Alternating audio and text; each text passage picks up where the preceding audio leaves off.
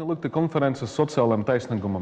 and gentlemen, welcome to the Конференция «Да социальной conference. справедливости», «Да Yes, разнообразию», to social justice, yes, «Нет to дезинформации». diversity, no Сегодня to заключительный третий disinformation, a день. Эту conference organized конференцию by проводит us группа and социалистов и демократов the Европейского парламента при parliamentary поддержке group САСКОНи. in the European Parliament Мероприятие and Saskin происходит Party from в Latvia. We гибридном have a формате, это hybrid значит и event. We удаленно, и will have some здесь, of в the speakers студии. here on stage at За the эти Digital 3 Art дня у House, нас as в well общем as some участвует speaking or 48 joining us remotely from участников с 18 18 different стран, countries, включая из 22 cities 22 from стран от Portugal to Португалии до Georgia. Грузии. And Мы we будем will говорить на have 3 3 языках: working латышском, русском и languages, английском. Latvian, Russian, and English, and В interpretation трансляции will тоже be есть перевод provided на in все all 3 3 языка. languages. The Трансляция live происходит на stream латышских is Делфи, available русских on Делфи и в Latvian and социальных Delphi, сетях. Russian Delphi, and Сегодняшнюю тему я social повторю еще раз. media. And Она today we are going to talk посвящена борьбе с once again дезинформацией, тому, about как укреплять и combating развивать disinformation, fighting СМИ на disinformation, and how языках to меньшинств в strengthen media Европейском and Союзе. И в minority особенности в language том, что media касается in Латвии, что мы делаем particular, здесь, как мы and развиваем how to здесь, develop and соответственно, СМИ на support русском языке. media in Сегодняшний Russian день, language. We will первую start нашу our дискуссию first сегодняшнего panel дня with начнем opening с address вводных by слов the Vice President of вице-президента the Европейского European парламента, Parliament, member депутата of the SD из group from Germany, Германии Katrina Катарины Barley. Барли.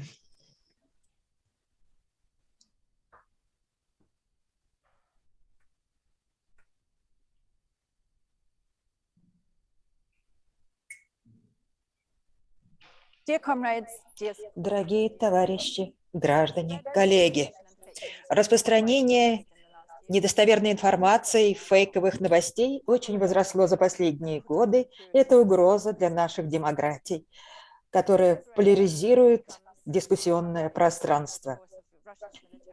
И эта угроза стала очевидной как никогда ввиду российской агрессии в Украине. Системная информационная манипуляция, дезинформация практикуются Кремлем, применяются в качестве операционного инструмента нападения на Украину. Распространение российским правительством фейковых новостей после зверств в Буче является лишь вопиющим примером такой практики. Но российская кампания дезинформации не началась с войны в Украине. ЕС идентифицировал дезинформацию как наибольшую угрозу для ЕС еще в 2020 году.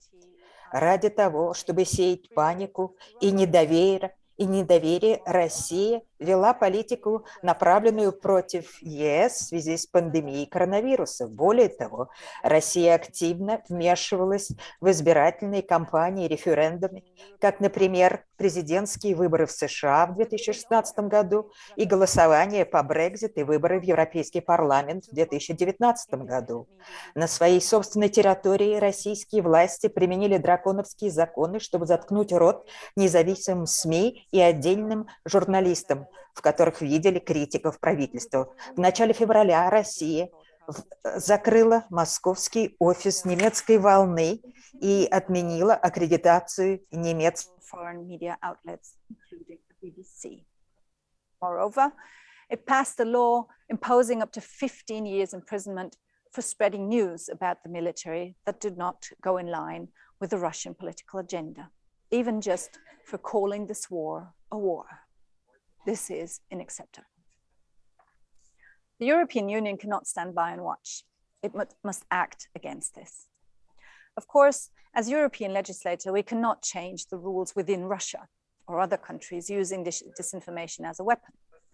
But we have the duty to do everything we can in the European Union to fight disinformation on the one hand side and support media freedom and pluralism on the other hand side. In the fight against disinformation, the European Union's ban of Russia Today and Sputnik was an important first step, as they were essential and instrumental in bringing forward and supporting Russia's aggression against Ukraine, and are therefore also threatening the Union's public order and security. Both of these pro-governmental traditional media have a large reach and budget. Next to the disinformation on the war of Ukraine and the coronavirus pandemic, they repeatedly aim at questioning the European Union's democratic legitimacy and deliberately try to influence public debates in member states on continuous issues such as migration, values, and national sovereignty. The European Union has set up a code of practice on disinformation, which was signed by major online platforms such as Facebook, Google, and Twitter. It aimed at setting a wide range of commitments regarding transparency in political advertising to the closure of fake accounts. This code is constantly re-evaluated, and platforms which signed up currently report on actions taken to fight disinformation on the COVID pandemic and the war on Ukraine. But the mere fight against disinformation cannot stand alone.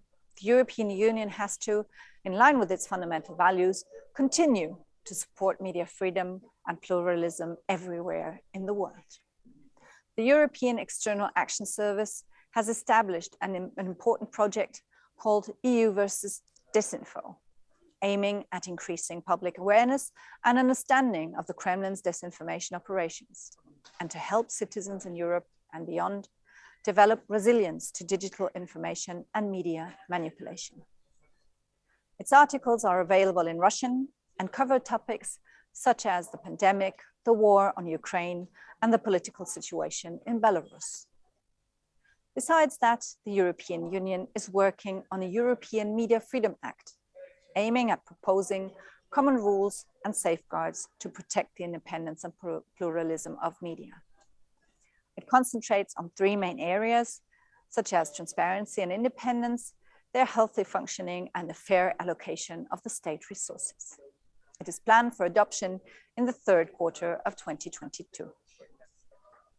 In order to strengthen the European Union's multilingual news media content, the European Union is providing a budget of 1.76 million euro to support the production and dissemination of independent information about European affairs and pan-European points of views. Multilingual news enable editorially and nationally independent information for news media content in the Union. Moreover, the multilingual digital platform in the course of the Conference on the Future of Europe cannot go unmentioned. This shows an essential pilot project of a multilingual digital platform where Europeans can debate with each other. The above-mentioned threats show that these measures are more important than ever. Europe's fundamental values are under attack. The referred measures are a good first step, but the fight against disinformation and the support of media pluralism has to continue and shall be strengthened every day. Putin's war against Ukraine has shown us that this goes both ways. We have to be more vigilant and stringent in countering foreign propaganda within the European Union. And we have to strengthen those voices globally, and especially in Russia, that provide independent information, thus making the Russian population aware of the atrocities that Putin and his army are committing in Ukraine. The European Union can and should do more in countering disinformation, and we as progressives are ready to make it happen. Thank you and success for your Congress. Un tagad mēs atgriežamies Rīgā pie mums šeit, Digitālajā Art House. We return now to Digital Art House to Riga, to our studio, and we will continue with the CEO of Saskaņa Party and the chair of the Saskaņa parliamentary group in Saima, Jānis Urbanović. Thank you. I would also like to welcome all of our participants and viewers to the third day, the concluding day of our conference, which might be the most interesting for our viewers and our listeners, because we will have a lot of diverging views and clashing opinions, because this is the field where the diversity of views is simply enormous. And I am very much looking forward to speakers after me criticizing me, because I will raise some quite controversial topics now. Disinformation and the competition between West and Russia is a phenomena that has been around for a while, and due to this war, it has grown more intense. This competition, this rivalry for truth, rivalry for that exploited disinformation. This rivalry continued for a number of years, and as regards to the surveys regarding the popularity of the Russian government now.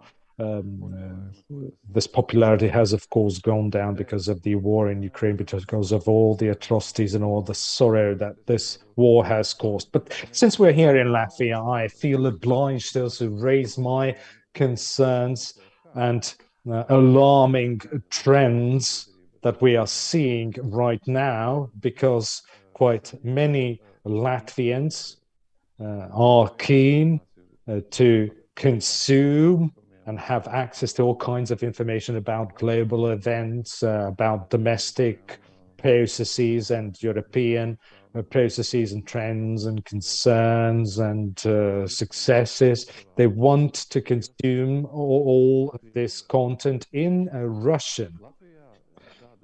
Here in Latvia, unfortunately, such sources, such outlets are disappearing because of the government intervention, but that has by no means decreased the demand for news in Russian. So if Latvian government fails to provide people quite a significant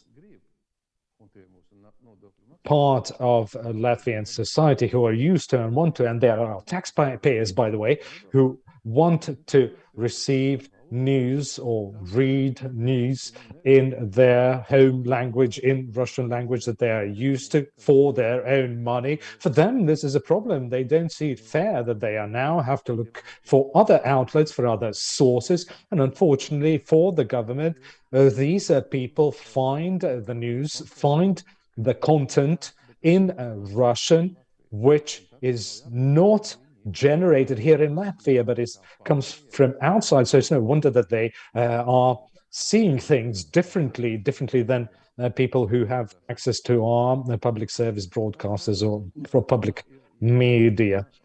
So that's one of the sort of dilemmas that we have to address, and there are, of course, different views and opinions on how to achieve that, and this is probably something that we will not be able to solve overnight. But I know that we will have a lot of experts taking the floor today who are very much concerned about the same issue that I just now raised. Please give us some sort of guidance as to how we could solve this problem in Latvia, because indeed we're in a situation of war, and unfortunately this war propaganda is being spread in Latvia. If we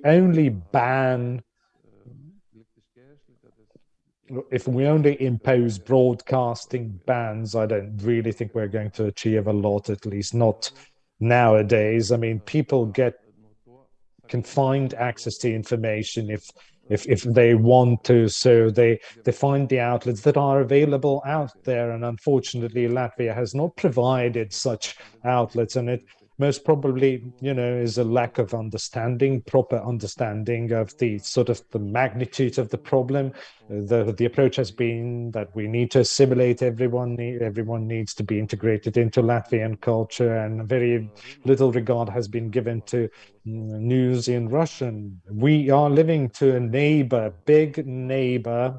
big part of the global civilization that speaks Russian, and we cannot just ban Russian news or create obstacles for Russian news outlets and thus try to prevent people from accessing news and information in Russian here in Latvia. And this is something that we need to address. We need to think about Latvian Russians whose home language is Russian, who consume news and information in Russian. And we need to provide them with outlets that are convenient for them. So this is a naive wish to all of us. Nevertheless, I would like to hope this becomes true. We've got as participants today 2 members of the European Parliament from SND Group, Socialists and Democrats, Petra Kamavert from Germany and Yelena Yoncheva from Bulgaria. And we've got 2 experts to participate, Bojan Brezega, member of the Board of European Association of Daily Newspapers in Minority and Regional Languages, Italy, and Lutz Gulna, Head of Strategic Communications at European External Service, Germany. Bojan Brezega is here with us on stage, and Mr. Gulna is connected online. And we've got also a member of Parliament of Latvia, Boris Selevich, who is both politician and expert himself. And starting this panel, I would like just to mention a couple of key points to somehow design the debate further on. Roughly 30+% of population in Latvia are Russian speakers. Many of them till the very last moment consumed mainly Moscow-based Russian media, from news portals to various TV channels. We call it, using traditional wording, media, but in majority of cases we talk obviously about either disinformation or even war propaganda. Basically every single TV channel as well as a whole bunch of news websites are banned right now in Latvia, starting from hardcore news bulletins and up to comedy shows, sports programs, or hunters magazines. At the same time, Latvia itself doesn't have strong public broadcasting in minority languages, namely in Russian. Moreover, till the very last moment, there were debates to close even what we used to have. Now the wording has changed, but we still see the lack of viable and sustainable solutions with respect to broadcasting in minority languages. At the same time, in Estonia, we read the news that yesterday, government of our neighboring country just allocated another 1.2 million euros to support broadcasting in Russia and Estonia, and we talk about additional financing. So my main goal and the goal of this conference is to raise the following question: what should be the role of the European Union in supporting minority languages media in general and supporting free media in Russian in particular in order to fight with disinformation? We would like to get some hints about European experience fighting with disinformation in minorities or foreign languages in general, the way it is connected to media in these languages. Should European Union systemically support media in the languages of third countries or minority languages? And again, in case of European media in Russian, can they become an alternative to Moscow-based Russian media? Is there any feasible commercial perspective, or should it be mainly supported by the European Union? And now I would like to switch to Germany and to pass the floor to my colleague from S&D Group, Petra Kammer-Ebert. Please, Petra, the floor is yours. Yeah, thank you very much. Ladies and gentlemen, dear friends, I would like to thank, first of all, my colleague Niels Ushakovs for hosting this event about European media landscape and Russia's disinformation campaign. The audiovisual treatment of the war in Ukraine by Russia and on the one hand, and the EU on the other hand, has underlined the significance of media for public opinion forming processes. At the same time, this aspect has led to a discussion about the limit of press and media freedom in democracies when it comes to the spread of disinformation. I'm therefore all the more pleased to be able to express my personal opinion on these important topics and exchange views with the participants here at this event. Freedom of expression and liberty on the press are fundamental rights in the European Union. They are elementary pillars of democracy and enable diverse media landscapes. Diverse and independent media are indispensable and constitutive for democracy. One cannot exist without the other. Finally, they are strongholds against state-mandated information and opinion-making that attempts to flood the public discourse with disinformation and lies. In Germany, we widely speak on the media as a fourth estate. Let me assure you that I acknowledge the gravity of misinformation spread by Moscow in the EU, especially in your country. The reporting by the state-controlled media in Russia and its offshoots abroad on this war against Ukraine, which is contrary to international law, is unbearable for all of us and gives people a completely false picture of the cruel and terrible effects of this war. Finally, it is an insufferable, sickening insult of the Ukrainians who have to live through this war. Action is necessary to counteract Kremlin's disinformation campaign and any type of efforts conducted by third countries' governments to deceive parts of the population in the European Union. Nevertheless, the impact of Russian propaganda varies from state to state. For example, the share of Russian-speaking people in Latvia is significantly higher than the share in Spain, which consequently leaves Riga more vulnerable for Kremlin's propaganda than Madrid. The effectiveness and the mode of action of propaganda vary considerably between individual member states.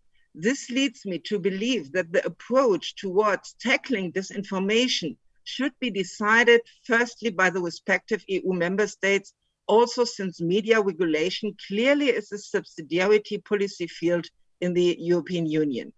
After all, the competence to act in the areas of culture and media lies in the hand of the EU countries. Now that we want to implement radical measures in order to resolve the problem as quickly as possible, which is completely understandable under the given circumstances, we must not abandon our core values along this way. Liberty of the press and freedom of speech are the foundations of our democratic way of life. That also means that we have to tolerate media even if it draws a certain image out of context purposefully. But in the end, that is what makes us different from the kinds like Putin. Europe does not limit civil liberties arbitrarily. I believe that we should be very cautious with using tools such as the blockage of media outlets. It should only be considered after a detailed scrutiny and in case the respective media is viewed as an imminent threat of democratic order. After all, such a measure must remain the ultima ratio for the member states and even for the European Union. Restrictions should also never, even partially, be linked to characteristics of content, but exclusively for formal organizational ones. I will be honest to you. I can hardly see any difference between the ban on Deutsche Welle in Russia and the ban of Russia Today and Sputnik in the European Union. The one was enshrined in a law by Russian Duma according to Putin's will, and the other one was decided by 27 heads of state and government in the Union in a regulation. In both cases, the ban was based on a ground of disinformation and propaganda. And in both cases, there is a lack of rule of law mechanism to challenge this decision in a court of law. In addition, the bans do not achieve the desired effect in the end.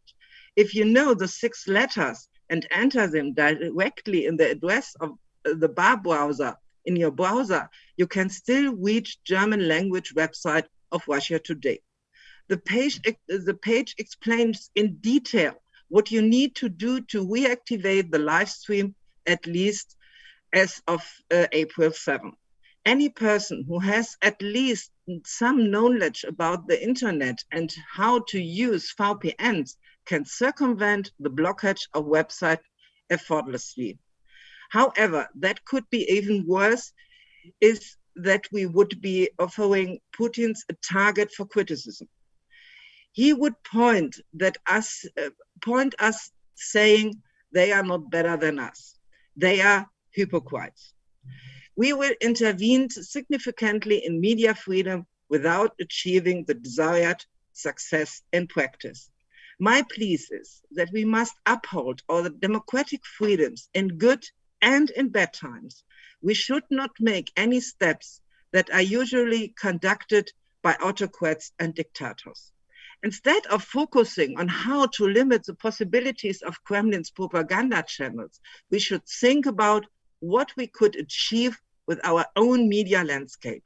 The linguistic diversity in the transmission of the independent media in the EU is conducive to European integrations and reaching out to different people and groups.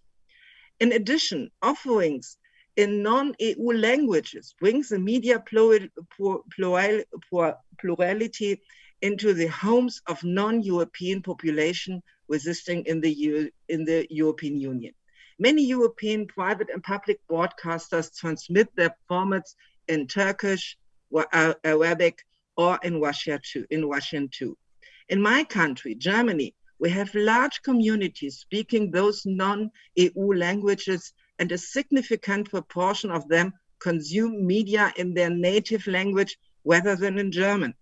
I am glad that multilingual European media outlets serve as an option for these people, introducing them to the local diversity of media.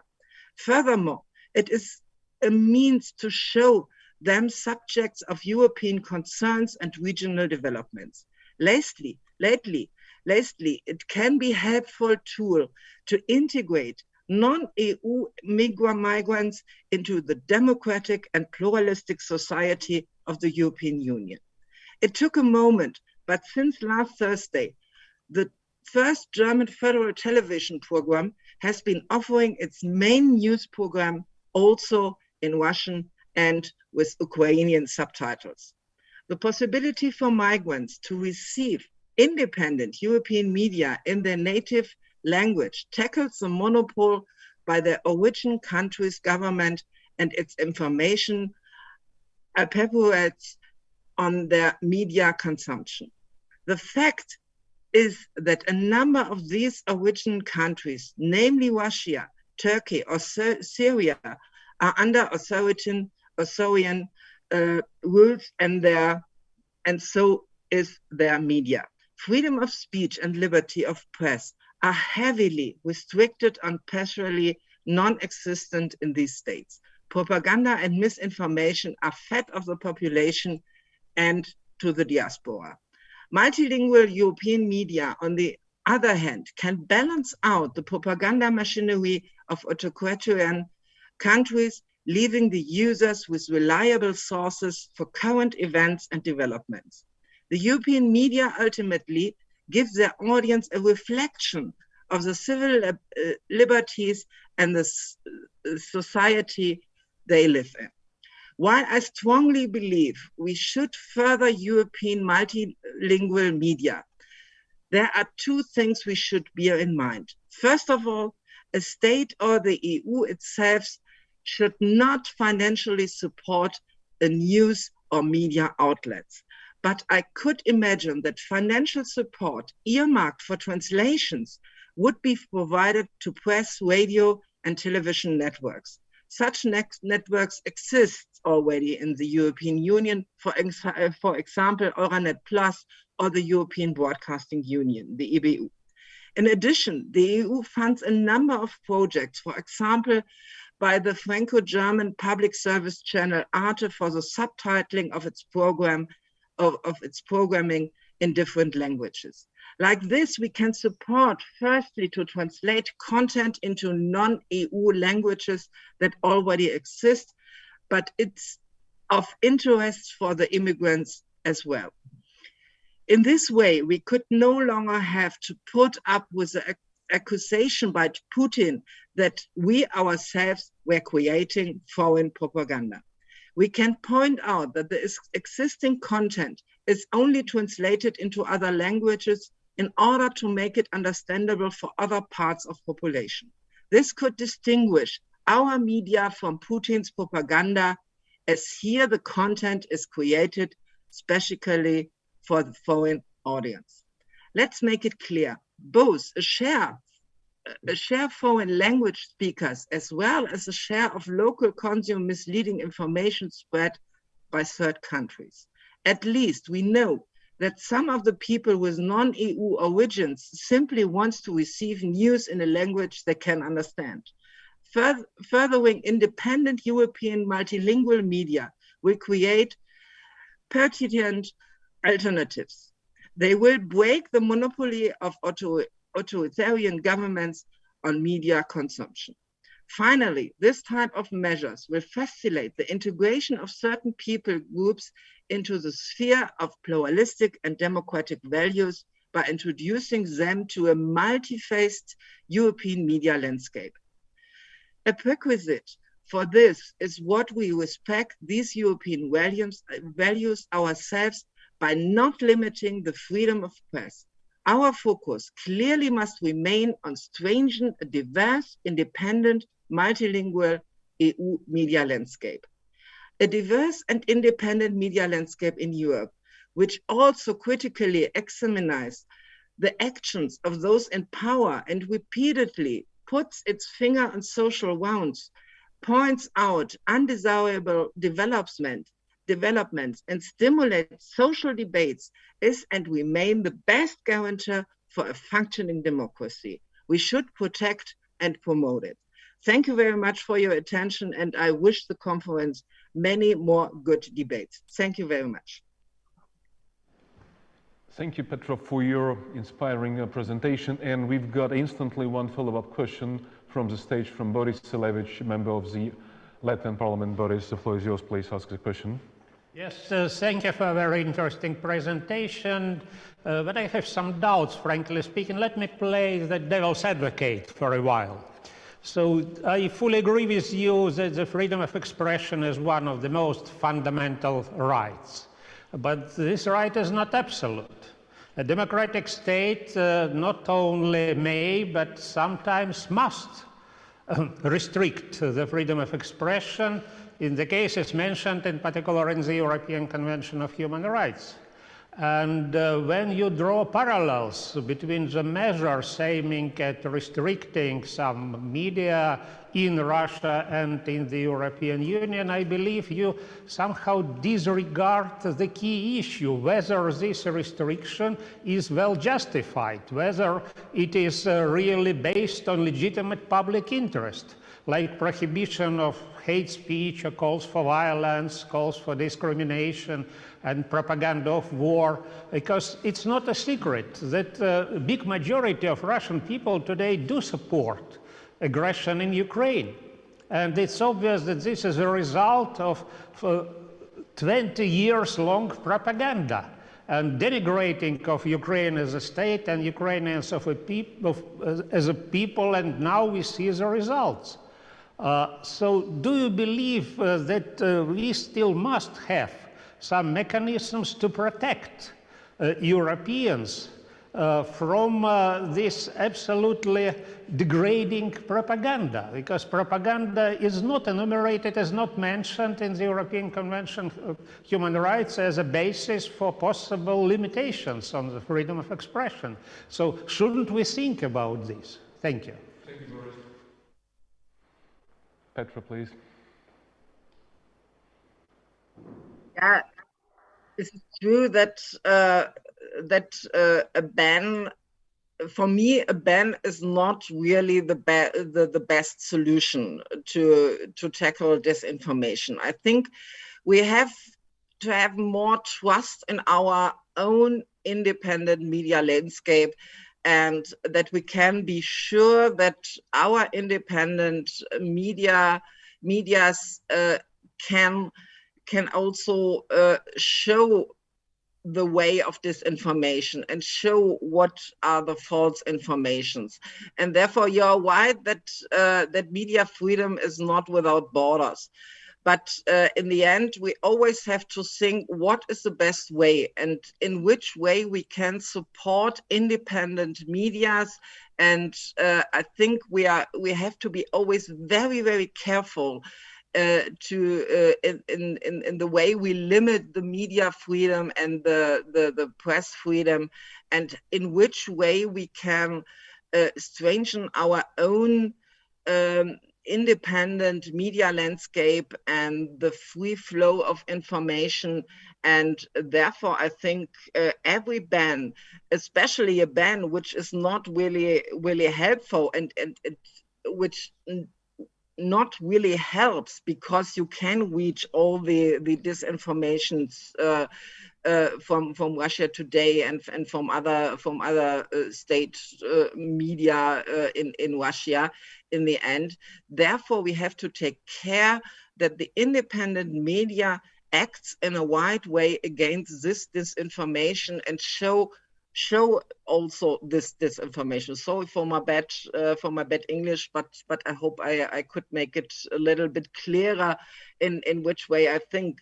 I think we should not make the false things to give also Putin the argumentation that we act in the same way as he did. So this is my position. I think media freedom and the freedom of speech is one of the highest values we have in the European Union, and we have to avoid everything which brings us in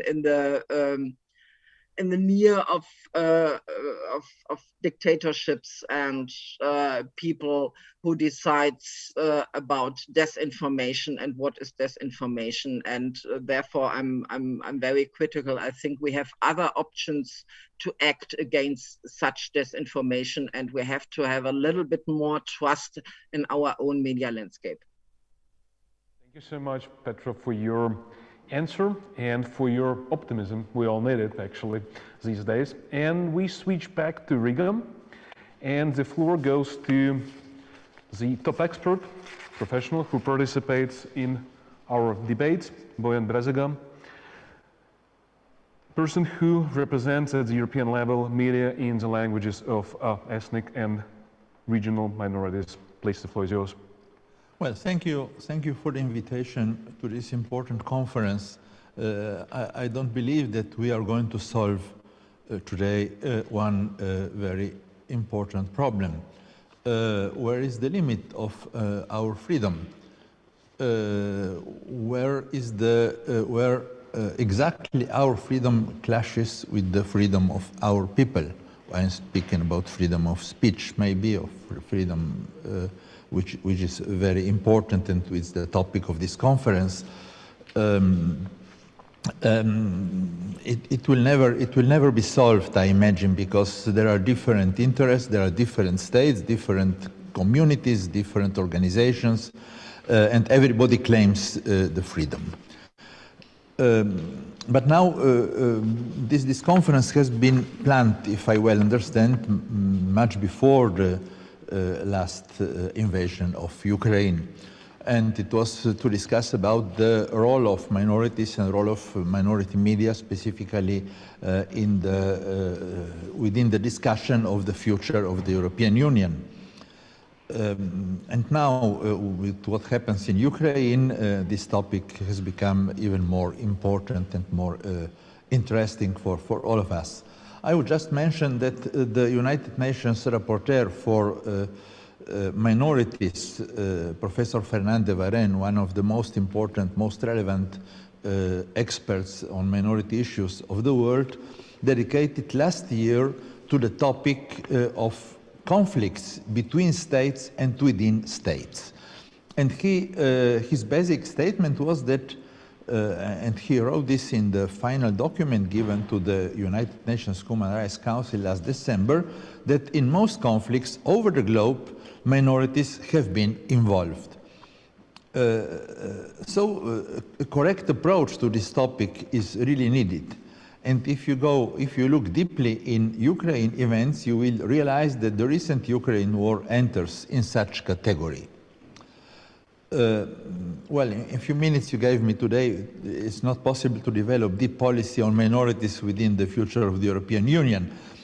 By the way, there are representative organization of minorities, 3 of them, Federal Union of European Nationalities, European Language and Equality Network, and Network to Promote Linguistic Diversity, and they already published a comprehensive set of proposals published on the web, and I will not go to develop this discussion. But I have to make two basic remarks. First, Latvia is one of those states who entered European Union in 2004. In 1993, the European Union adopted the so-called Copenhagen accession criteria. And this criteria included respect for and protection of minorities. What is a little bit strange is that such criteria are not present in the European Lisbon Treaty, are not basic criteria of European Union. They were the criteria of access in the Union, but after you entered, you were able to decide either respect or not. And it has to be said that there is one state which has the lowest level of respect and protection of minority in Europe, and it's strange to say that this state is Greece, which is an old member state. They absolutely do not recognize minorities except religious, one religious minority.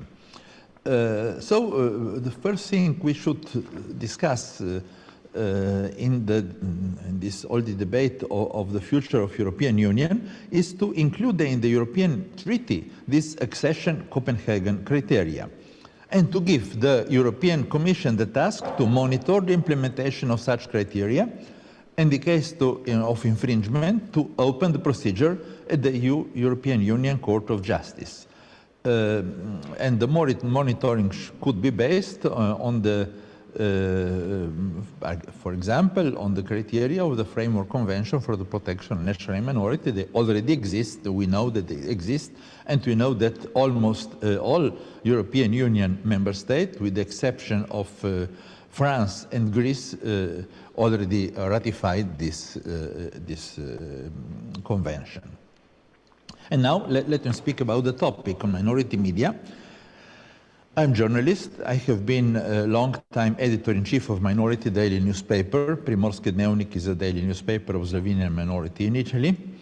I want to call your attention on the importance on minority media in most cases, because in most cases, probably not to that extent in Latvia, minority media, either newspapers, radio, on television, represent the only contact people belonging to minorities have with their own language on daily basis. The language is, you know, among the fundamental rights everywhere. And minority media face specific difficulties because they normally work in majority language environment. There are many problems linked with this: cost of translation, and just to start with one, there is restricted market, less readers, listeners of viewers, but also less advertising, which means less income. In Italy, government supports, financially supports minority media, and I have to say that I was editor-in-chief of the minority newspaper for 16 years, and we were for a long time very critical towards Italian government. It was the Berlusconi time of the government, and certainly we were very critical because he included the right wing of the political parties in his government.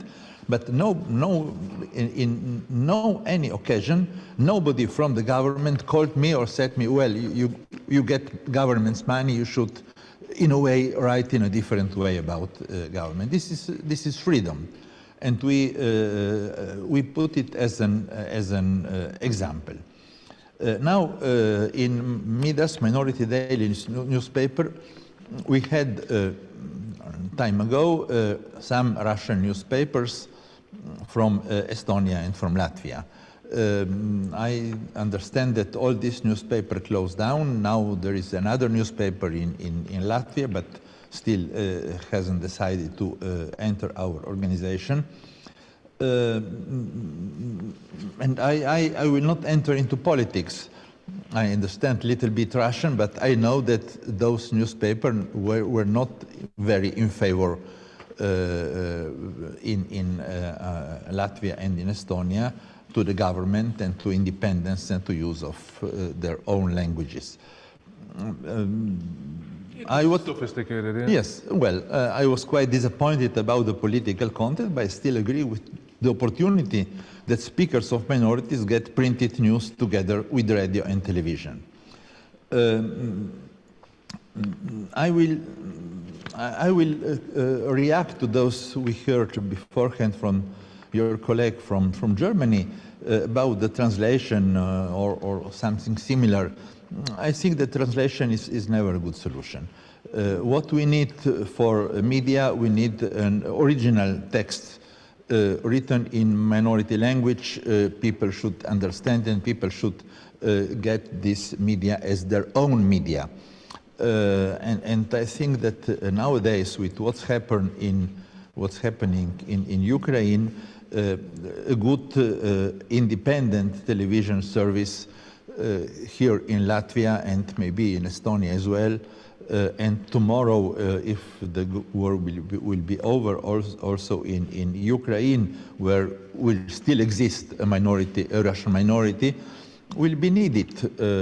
A good independent service based on freedom of expression,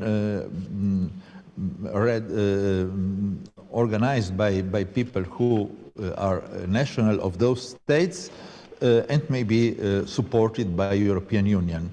In this moment, we all speak about giving weapons, about supporting refugees, which is certainly extremely important in this very moment. But if we think about the future, we need to have a vision of what could happen in the future and prevent things which are happening now in Ukraine.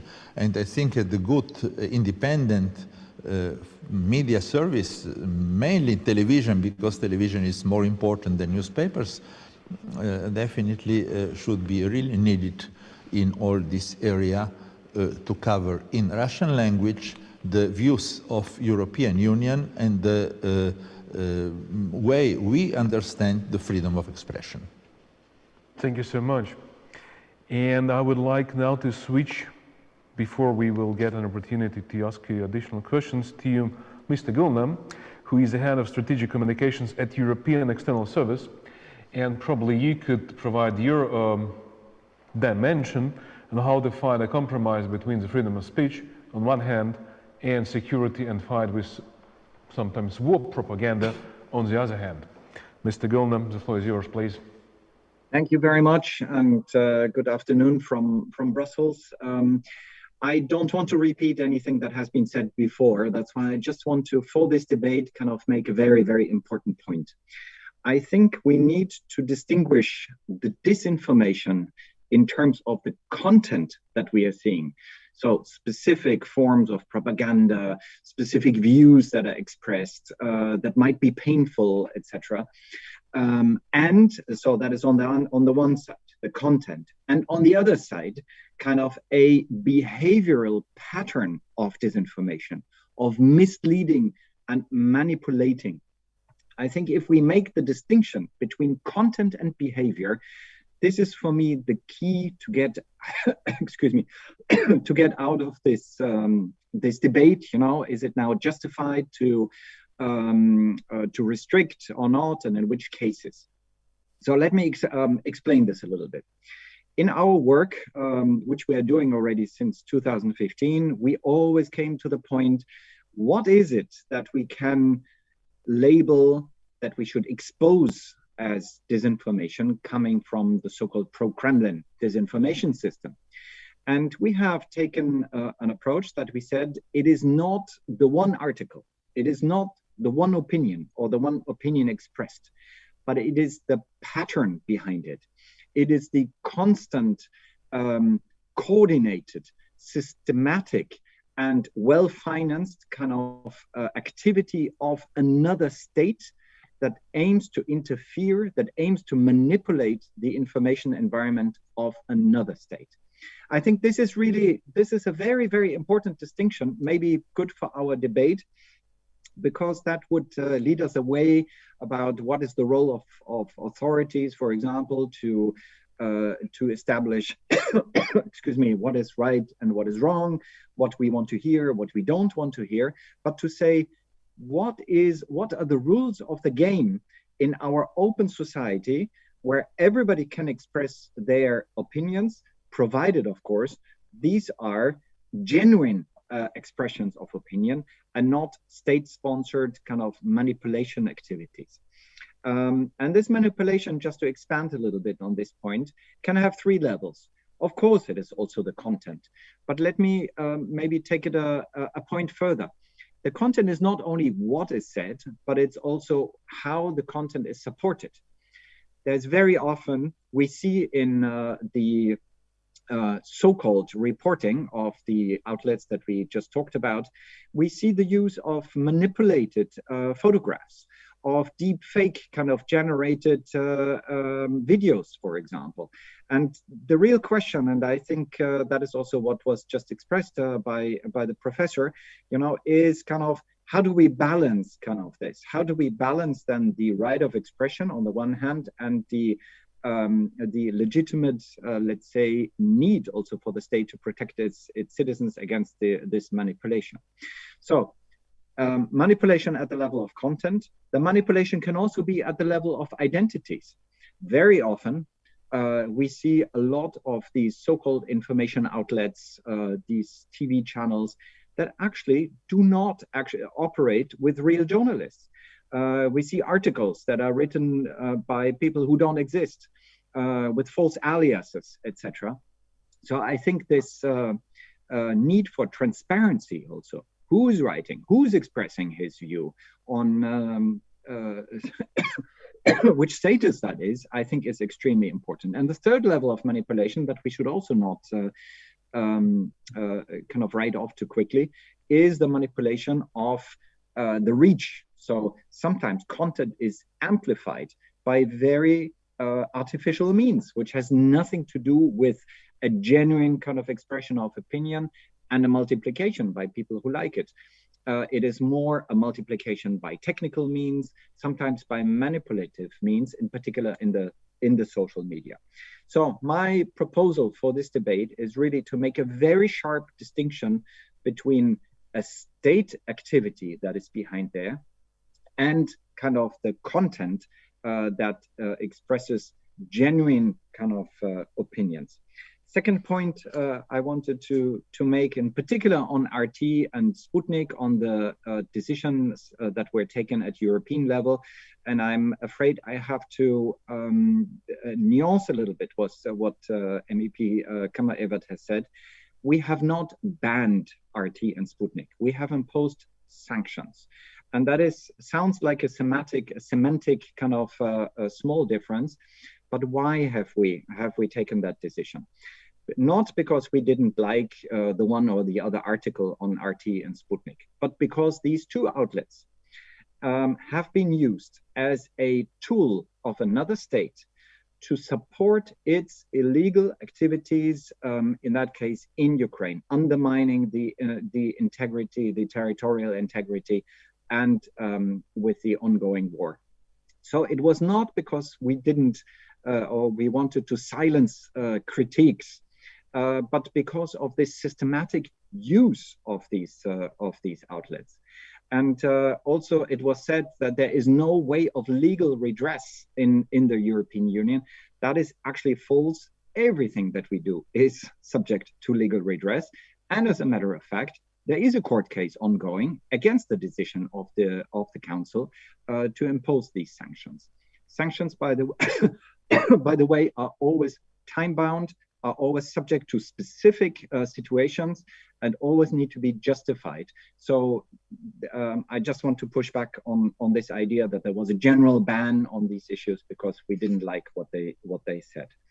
Last point that I wanted to mention at European level, as it was correctly said, of course, there are limited kind of competences at European level. I think that is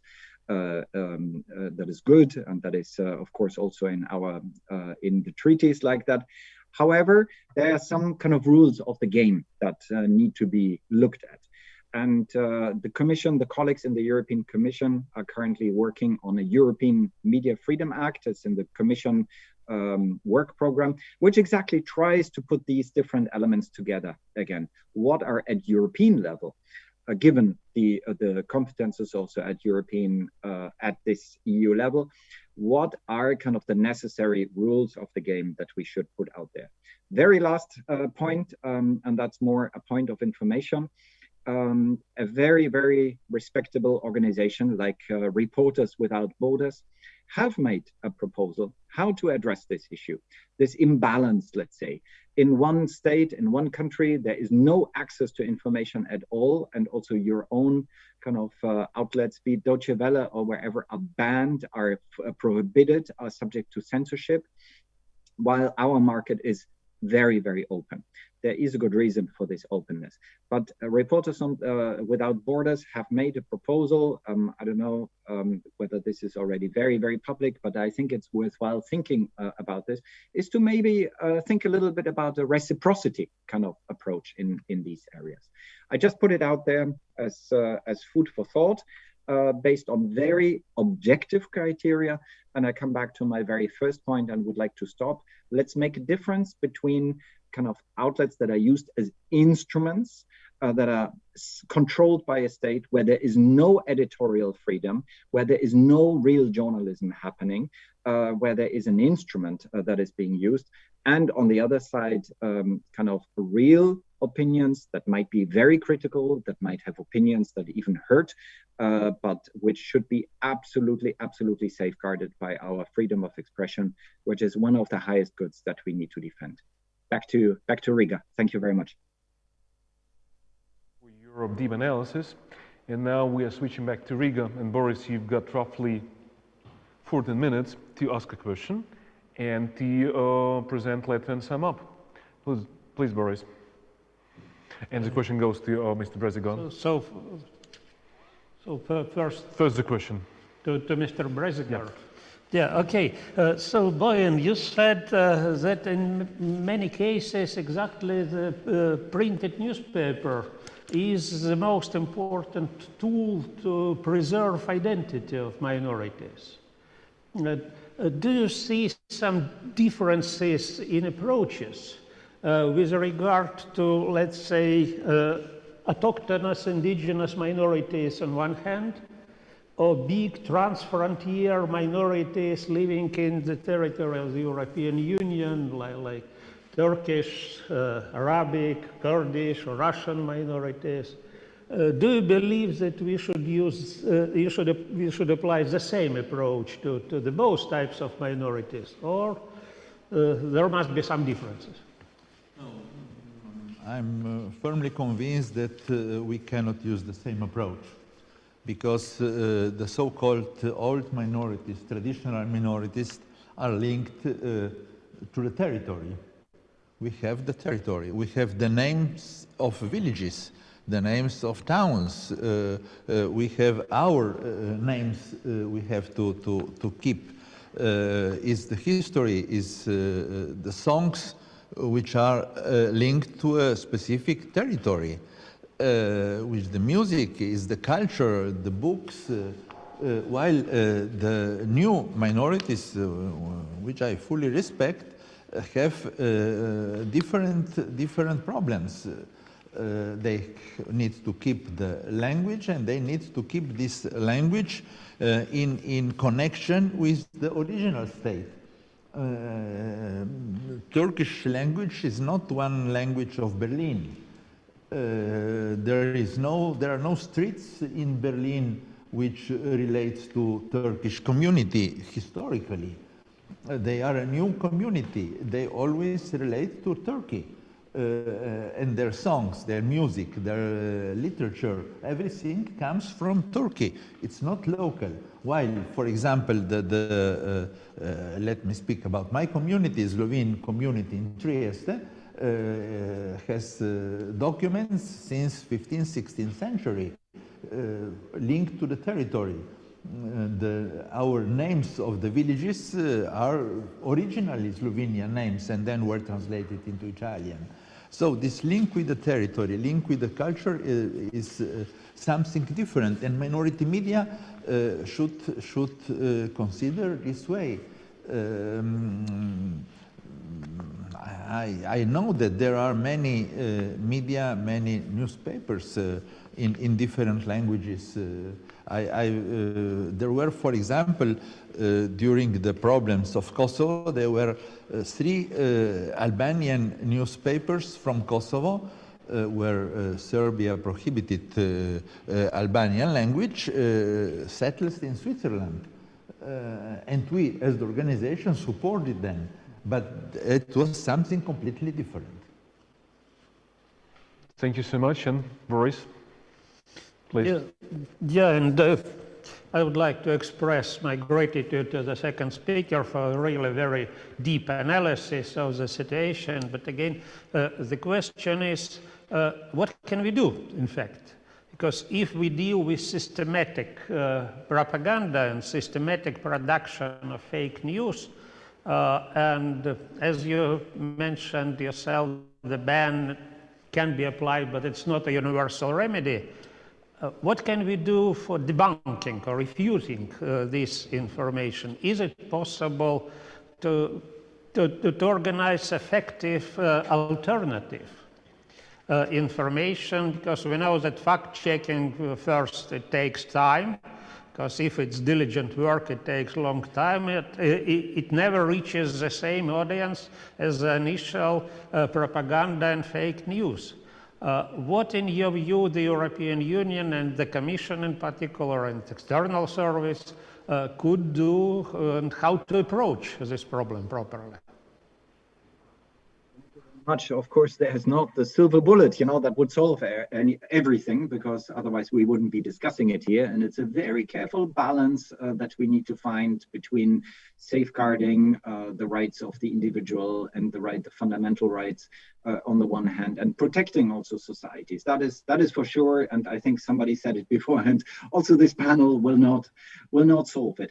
But my proposal is really kind of, if we make this distinction, then we would come out of this question of what we like to hear and what we think the other ones say. So this term disinformation is actually not very good. And I would suggest we better speak about information manipulation, because that allows us then to identify kind of what are the precise tactics, the precise procedures. We can list them. We can establish how they have an impact. And we can, on a relatively objective basis, kind of establish kind of whether this is manipulative behavior or not. I know it's easier said than done, but this is something we discuss very, very deeply with our international partners at G7 level, with the member states also, because the issue is becoming more and more important. I'm only speaking here for the external dimension, so not about internal disinformation in terms of kind of what certain political or commercial groups are doing.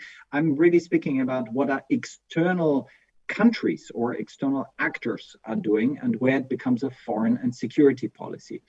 I will keep it very short because we are running out of time, but I just want to mention, I see 4 areas that need to be thought together.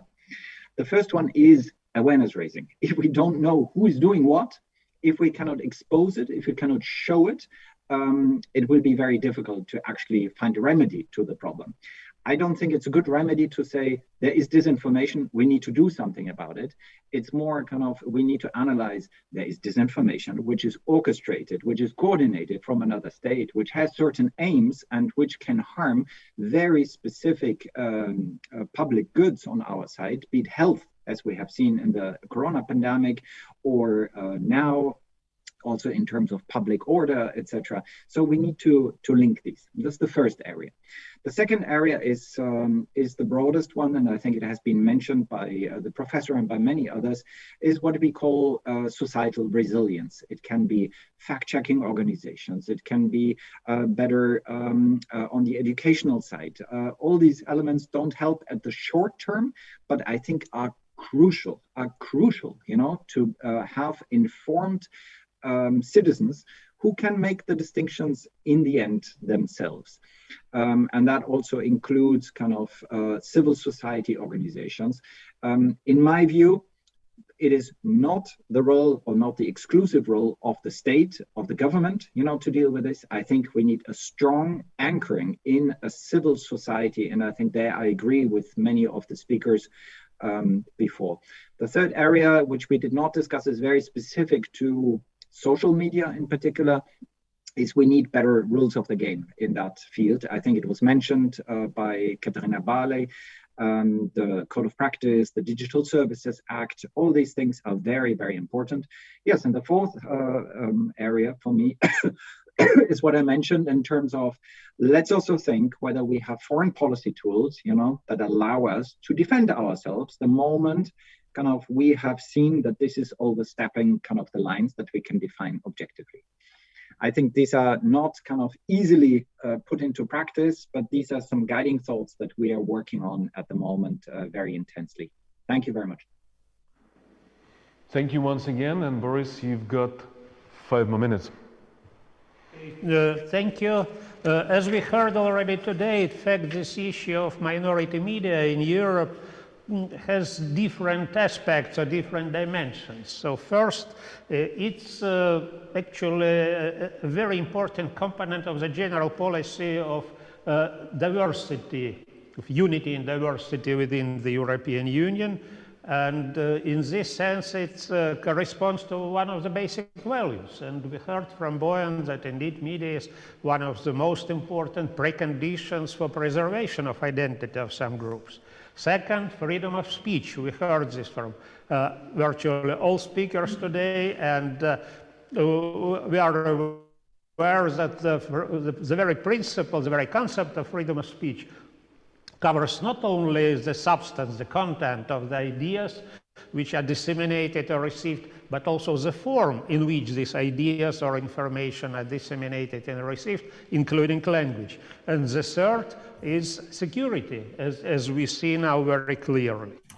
From this point of view, these big trans-border communities, which sometimes are called new minorities, although one can argue whether they are indeed so new, in Europe are particularly important, like Arabic, Turkish, Russian, or Kurdish, and private media in these, let's say, big languages is in a sense in a better position in comparison with media in the languages of smaller minorities, because potentially it has a much bigger number of users and viewers. But on the other hand, these media must compete also not only with the media in official languages, but also with the media produced in and broadcasted from their key states. And until very recently, the transfrontier broadcasting was practically unlimited. This is defined also by the European Convention on Transfrontier Television and on early versions of the EU audiovisual directives. And in the meantime, possible restrictions on the freedom of expression are still very limited. And such things as deliberate lie, fakes, or propaganda are in fact covered by the freedom of speech. Lie and propaganda are not prohibited by the reservations included in the human rights conventions. And in recent years, we have faced consequences of this approach. And the aggression in Ukraine had considerable support of this aggression, not only within Russia, but also by certain part of the Russian-speaking EU residents is good evidence for this. I was shocked to hear about mass rallies in Germany in support of Putin's aggression in Ukraine. This is the fact. And lack of attention to minority media makes Europeans belonging to minorities an easy prey of the Russian propaganda. And when I face these political ideas, like we need united information space in one language, what is actually an official position of the Latvian authorities, unfortunately, I am very upset, because it means we simply make a present to the Russian propaganda. We just give them our people, what is not correct. And indeed, the case of the current war in Ukraine is the most salient example, but it is not a secret that several countries of origin of many millions of Europeans are not genuine democracies. And so this is not a particular problem with Russia only, and it's time to make proper conclusions from the ongoing tragedy in Ukraine. And we should seriously reconsider the very concept of the linguistic diversity as the EU basic values, because the current legal framework actually is limited to official recognition of the linguistic diversity, what in fact means in practice the formal equality of all official languages. And in the meantime, regional and minority languages, legally speaking, are much less protected, and it is a matter of goodwill of both national governments and European Commission whether these languages are supported and protected or not. Even if the number of speakers in some regional or minority languages is much higher than the number of speakers of some official languages. And this is particularly true with regard to media. So, in my view, it is time to learn the lesson and make proper conclusions. The EU cannot ignore the need to offer objective and professionally prepared information, opinions, room for discussions, and so on for European minorities in their language, and particularly when it is related to security. And this is a matter of both respect to diversity, minority rights, and also security. Thank you so much, Boris, for your sum up. And Mr. Breziga has also one comment to follow up our discussion. One very single comment. Thank you. One of the basic role of European Union is to help those communities which are weaker in economy, in infrastructures, in environment. This doesn't happen on language level. There is minorities are not a category in the Lisbon Treaty. Minorities are just mentioned in second article, human rights, including the rights of people belonging to minorities. They are not recognized as groups, just people belonging to minorities. But what we need in this case, specifically related to media, we need an affirmative action of the European Commission, which say, okay, we are going to support those who are weaker, because produce an Italian newspaper in Rome is something different than produce a Slovenian newspaper in Trieste, just to speak, where we have 40,000 speakers, while in Rome they have 50 million. And this affirmative action should be needed. We requested this for everything about minorities, also culture and so on, education, but media should be included as well. And this should be one of the topics in the whole discussion of the future of the European Union. Thank you so much. And we switch now to our colleague from the European Parliament. She represents Bulgaria, and Elena Yoncheva, and she's also known as a famous journalist who was covering events in Afghanistan, in Iraq, and in Syria. So we switch to Bulgarian dimension. Can we get the connection, please? First, allow me to thank you for the invitation to participate in this important event. Today, there is a war on our continent, and this is unthinkable and unforgivable.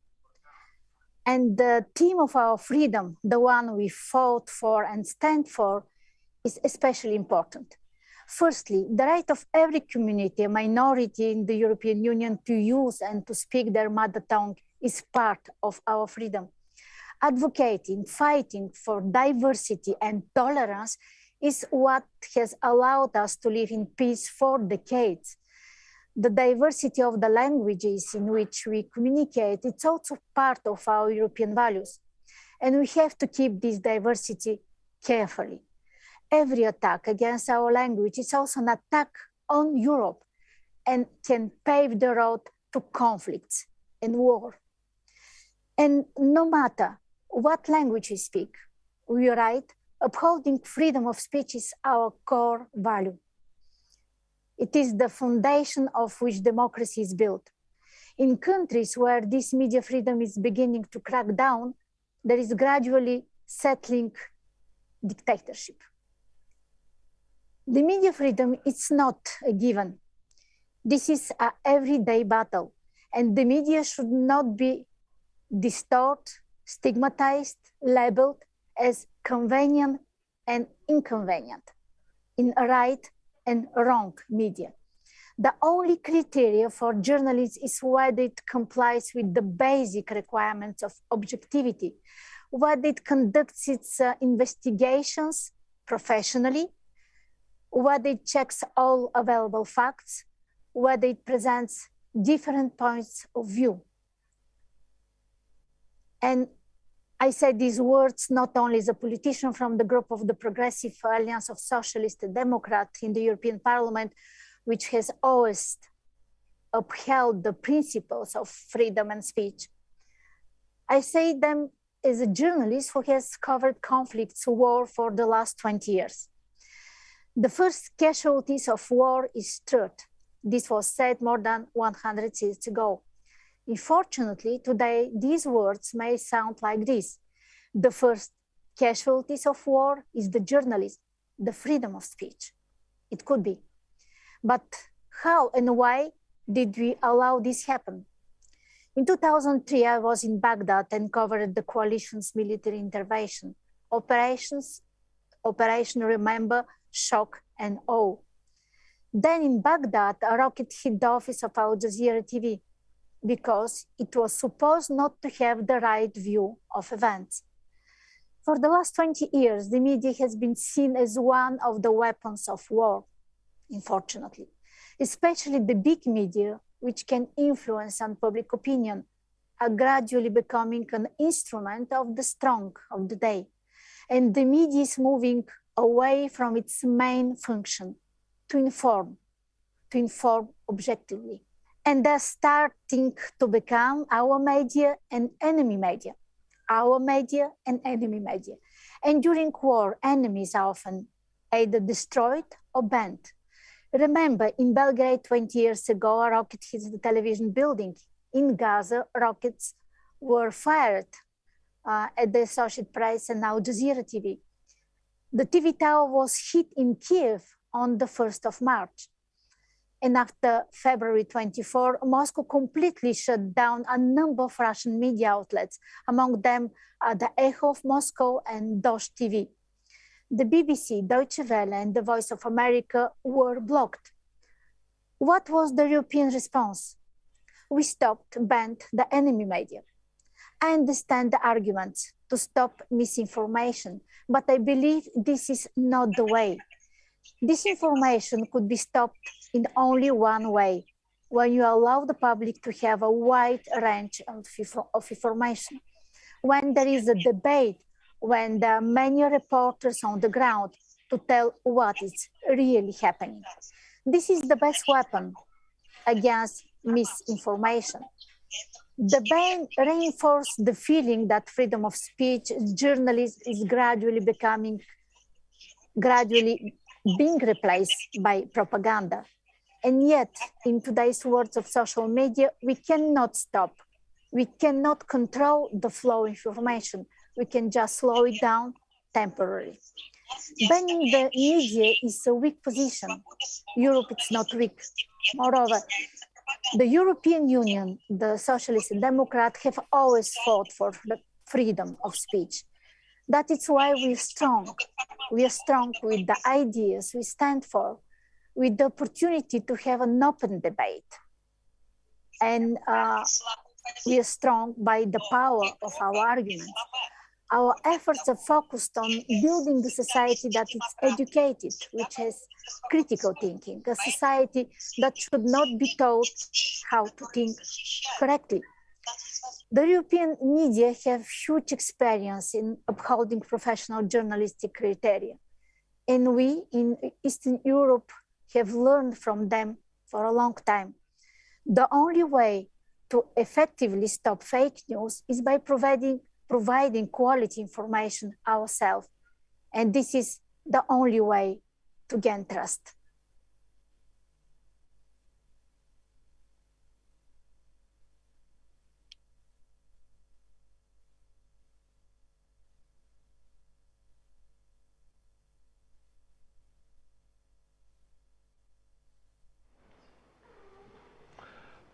Мы переходим в нашей конференции теперь на русский язык, и пока And now we switch over to Russian, and during the intervention by our Elena Yoncheva, Bulgarian colleague, we have changed the panelists. We've got 10 people participating, one participant from Moscow, Alexei Venediktov, can't be reached, but we still hope he'll join us. And our plan for today is the following.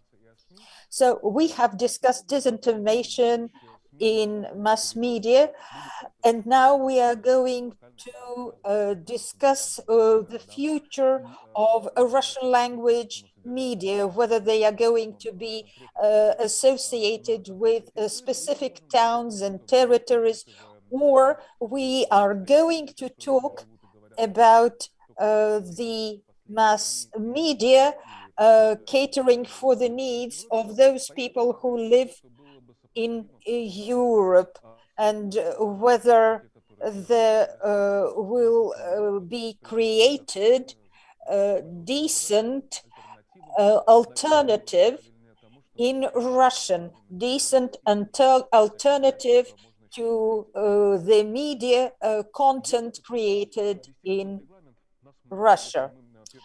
There are lots of us, and we'll try to stick to the time limit, 5 to 6 minutes per person, and then we'll have an hour at our disposal. We are going to be shown by Russian and Latvian broadcasters, thanks to Mr. Golubov, up to 4 p.m. First, I'm going to give the floor to Mr. Mansky, then Tbilisi will be joining us. Then we still hope to connect with Alexei Venediktov. Then we'll get back to Latvia, Vadim Rodionov, Ina Plavok, and Alex Dubas from Russia. Mr. Mansky, when I had to present you, I decided to describe you as a Russian and Latvian filmmaker and movie producer, and we are proud of calling you our own. If we talk about Russian language media in Europe, we are talking in the context of the Ukrainian war and global immigration of practically all independent media which have practically been either banned or migrated. And they are just one segment of the media broadcasting to Russia, as the main consumer of their content is Russian audience. On the other hand, there still is the local Russian language media oriented towards the previous waves of immigration. And I think that these two audiences are to be clearly distinguished. The Russian audience is to be enlightened, waken up, and maybe tuned to some new kind of activities when it comes to their relationship with the regime and the need to build up new Russia, old immigration, or in more or less indigenous people, because I used to read something about old believers residing in the territory of Latvia since time immemorial, and those Russians living here in Latvia are to be addressed differently. They have to be better integrated with the Latvian society, which, in my opinion, hasn't been done effectively. If we can proceed from the public opinion and polls in Russia, where Latvia is practically on par with Chechnya. You know, I think that voting and counting the results of the polls, they speak for themselves. I, living in Riga, mixing with different people, taxi drivers, other blue-collar workers, I am aware that they keep thinking in terms of Kremlin propaganda. So I think that the role of the local Russian media is to present them with a new picture of reality, so that they perceive the reality they live in more adequately, whereas the media broadcasting to the Russian audience in Russia are to educate and to inspire for some activities opposing the regime. So all these two tasks are to be solved differently. Let's talk about a Latvian media outlet like Delphi. They start working for both the Latvian audience and for the audience in Russia. But they have already been blocked in Russia, haven't they? 2 years ago, we set up a festival, Art Doc Fest Riga, but it is not a copycat of the Russian festival, Russian namesake. It is a much broader platform, including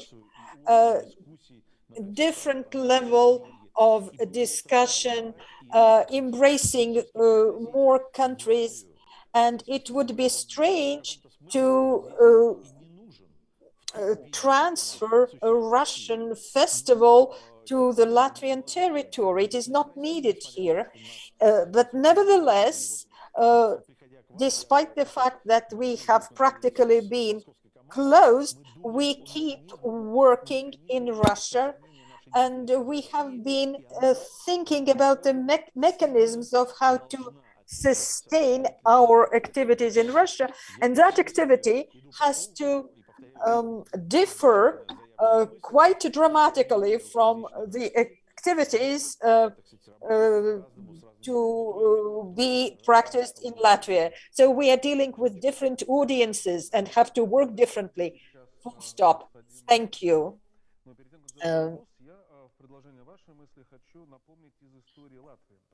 To continue with your thought, I'd like to remind you a story of Latvia. Since 1924, there was the newspaper Сегодня в Латвии that was well known outside. Arkadia Virchenko, Ivan Bunin, Nadezhda Tefi. A lot of Russian intelligentsia read the Latvian newspaper. So there is this precedent. And there is a question. What do you think? What do you think? Is it possible to create a full-fledged, large-scale Russian language media outside of Russia that would be an equivalent of what was functioning in Russia? Thank you very much. We cannot hear you. This is really very sad.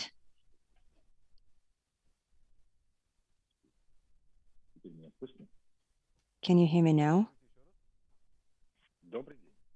Hi. Yes, finally. Sorry, I'm not really well apt with the technologies. Thank you very much for inviting me. A short answer would be yes. Yes, it is absolutely possible to create such a media. Moreover, I think, and maybe partially I would disagree in that with Vitaly, this is exactly the time when it is possible to have such a media, because no more hobby clubs exist. I will explain it now. I used to work at RTVI TV channel, where they had several large centers in Moscow, in New York, in Berlin, and in Israel. They also had correspondents, including in Latvia. And that was not vital. Why? Because we were trying to marry interests of different communities. Communities of the Russian-speaking in New York, the community of Russian-speaking in Russia, in Moscow and other Russian languages, the community of Russian-speaking in Israel and Germany and so on. And as a matter of fact, we understood that the problems of Berliners that we are covering, they are totally not engaging for the Russian-speaking people in New York, for example, or the problems of New Yorkers, Russian-speaking New Yorkers that we discussed in several shows, were totally indifferent for the inhabitants of Israel, and this is naturally because everyone is involved in their own problems. The current situation is totally different because today, unfortunately, and for several years ahead, there is just one subject, just one problem, and they are called War of Russia with Ukraine, War of Russia in Ukraine. And this topic, it has several branches, ramifications, and so on, which indirectly impact Berliners, New Yorkers, Riggans, and so on. These problems can be different. They can be related to sanctions. They can be linked directly to the war activities, the hybrid war. They can be linked to politics, economy, changes in the European policy, and so on. This list can go on forever. But they are all, these communities, they are all brought together by this huge topic. This is why exactly now it is possible to create such a media outlet that would interest both inhabitants of Smolensk and of Riga and Leipzig and Paris and Washington. This is why, coming back to answering your question, yes, it is possible, and moreover, it is necessary, and I hope that we are going to do it very soon. Thank you very much. We still have no connection with Moscow and Alexei Venediktov. This is why I'd like to give the floor again to Mr. Golubov and Mr. Mansky. Optimism on the one side, and the example I had about the pre-war Riga, about Tefi and Averchenko. So there are some local things that interest only New Yorkers or the audience in Riga or Prague, but something that is above the state, ideological, from Smolensk to Riga, Berlin, and New York, taken into account that compared to all the previous periods, these are millions of citizens of the European Union and the United States that live out of Russia. And also significant migration when we speak about the human capital. These are talented people who might be creating contact that would be interesting for all. I'm now not talking about commerce and markets. This is a several subject. I'm not talking about the support measures and so on. I'm only talking about the audience that is there and about people who might be joined into a team or several teams that could produce this content. You know, when I used to live in the Soviet Union in the city of Lviv, I used to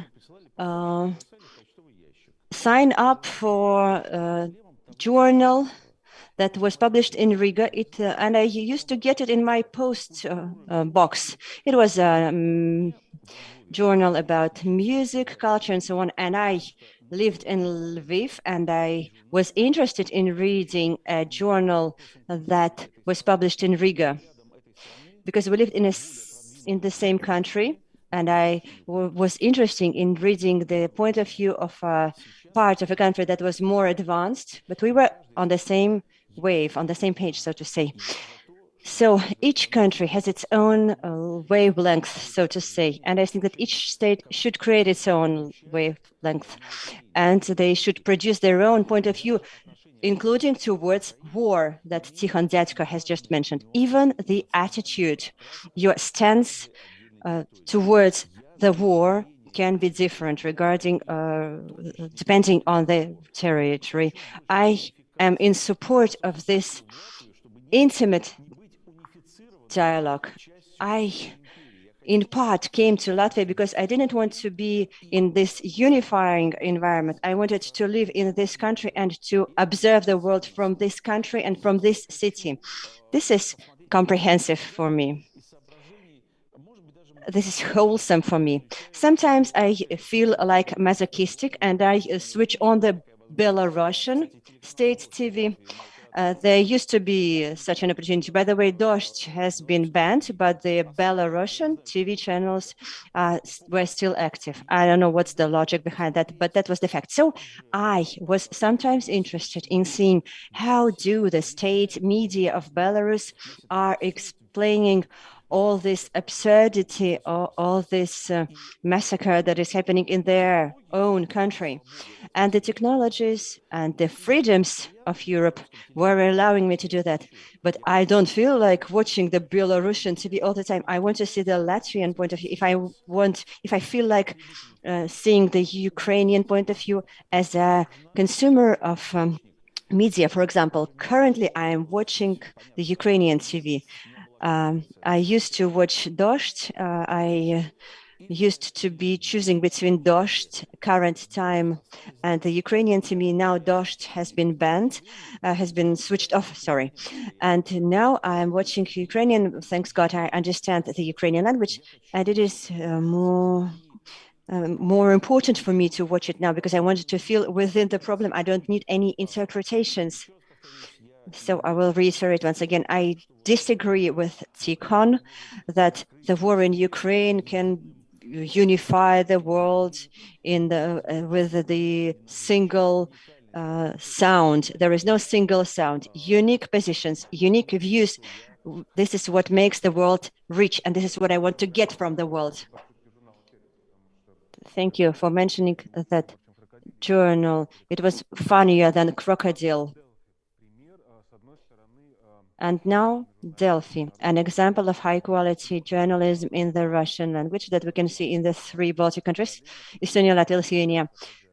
At the same time, I'm now judging on what has been publicly said. You are looking for people for international news. You are now rising above the Latvian language from the point of view of content. The Estonian and version of Russian Delphi and Latvian version of Delphi are now banned in Russia. So between the position of Dyadko that everything can be united and the position of Mr. Manskis that there are these local wavelengths, where is the truth? Where is the future? You know, I am a commercial media outlet representative. And I will, of course, take the relevant stance. If the media outlet is financed by a state or external sources, then they are free to do anything if they have the money. But when we are a commercial media outlet, our first thing is where we will take money for it. Undoubtedly, For a couple of decades, I have lived with the concept that our market is Latvia. We should be as big as possible here, and only then we will be able to survive, to develop, to invest in good journalism. If we spread out our resource and we try to conquer the entire market, then we will have to compete with Dost, Medusa, BBC, and so on. This is unrealistic. And secondly, we will not be able to monetize that audience. We might cover these millions of people, but we will not be able to earn anything from them. So it will all be in vain. Therefore, our task has been to build a strong foundation in Latvia, Lithuania, and Estonia, and maybe then use it later on to open up new markets. In Latvia, more than half of users still come from Russia, Belarus, Ukraine. Well, used to come before the ban, but they came through Google search. They were not our core audience. We used to work for all those who live in Riga, in Latvia, and Daugavpils, say. And in this sense, I don't really believe that we are able to build any global empire that will gain the hearts and minds of the Russian-speaking audience of the globe. And this is not our task, as a matter of fact. We have a lot of problems in Latvia. They say that there are different audiences. They are different even in Latvia. There are Russian-speaking people who support Putin's position, those who are against him. There are people in Latgale who are completely different. And if you try in any way to cover the mass audience, you are facing a very big problem. You need to talk to everyone. And right now, for the last 2 years, since the COVID, we can see that the contradictions become deeper and deeper. So we are now facing a huge problem. How can we talk to these people, including today? Because now we are in a situation of a Cold War, and we are at the very front line of it all. Is it all right? Does everything work? And it seems that if you asked me what should we do, a couple of years ago, I would say you should work for the local audience, understand it as best as you can, understand the ways of life, solve their problems, inform them about the situation. Unfortunately, the world has changed. And now we need to somehow explain people what is happening in the world. And again, we have a problem, in particular, that in Latvia, the profession of an international journalist has disappeared in Latvia. We now can see that there are no such people. We can have job offers, and we are now employing people from Russia. This is our solution. These are our finances. We understand that we need it. We don't get any support from the state for it.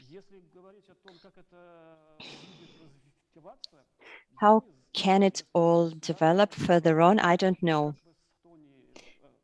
If the state, as in Estonia, is going to help the Russian-speaking media, then everything is going to be okay. Otherwise, it will all depend on the advertisement market. And if the economy is bad, then everything will be bad. Well, optimistically. Thank you. After Mr. Golubov, I promised the floor to Mr. Radonos, but we now have a connection with Mr. Dubas, and he asked us for a permission to speak now because he has to leave later. Alex Dubas, who has the experience of work both in Latvia and Russia. And let's look for a compromise for developing the Russian-speaking media in Latvia and Europe. Let's try. Hello, everybody. I would like to thank Neil Ushakov for the opportunity to address this audience. I would like to greet the spectators, my colleagues, who I mixed with before the war. Well, it sounds kind of strange to pronounce that word, war. I have been presented as a Russian journalist, but I really started my career in Latvia. I used to work on the channel Silver Rain, which doesn't exist anymore. I don't want to pay my taxes to the aggressor state. That's why I came back to Latvia. And I, of course, paid attention to a challenging problem, support for the aggression and the war from the side of the Russian-speaking population. I understand the reasons behind that: failed integration and Russian propaganda. And I would welcome the statement by the Russian government announcing new integration. It is very important indeed. We all experience fear now. Fear is not the best incentivizer or motivator, but this fear may help integrate the Latvian society. And it is high time for the Latvian journalists to work also for the Russian-speaking minority. I agree with Mr. Umansky. We really need to address differently the audience who have just come here or who are indigenous to the territory, more or less. And by the way, I'd like to mention the periodical Radnik, the source, which used to be published in Lvov. We used to collaborate with the magazine Rigas Likes. And I would be happy if addressing a Russian-speaking audience would not be confined only to subtitles under Latvian language materials. I do hope that some Russian language media would be supported and opened. I conducted a survey in my blog addressing my Latvian and Russian-speaking audiences. I said that for 30 years, you used to express grievances. Both sides would express their grievances, but let's not continue along those lines, because for the neighbors to live in peace, they don't need to love one another. They just need to respect one another. And, you know, I was really inspired by the responses. I could show a new trend, a trend towards communication among Latvian and Russian speakers. And that is exactly the platform on the basis of which we can build up new integration. Over the last 30 years, there hasn't been any dramatic interethnic conflict. So that is why we do have the platform to build up a new society. Thank you very much for your optimism. The optimism is the only thing which could support us. Mr. Rodionov, according to you, your main instrument is a YouTube channel. And judging from the topics you raise, they are mostly international, and you target very different audiences outside Latvia.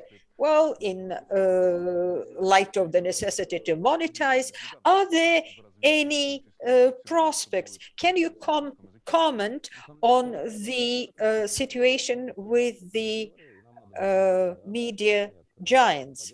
Well, ours is a commercial story. We don't enjoy any support by the state, and that is why we had to scrounge around to find the opportunity to survive.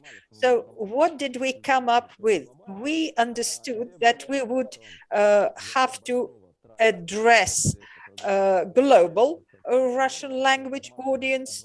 By the way, in March, we had 22 million visits, 400 of them being from Latvia. So we rely on big traffic.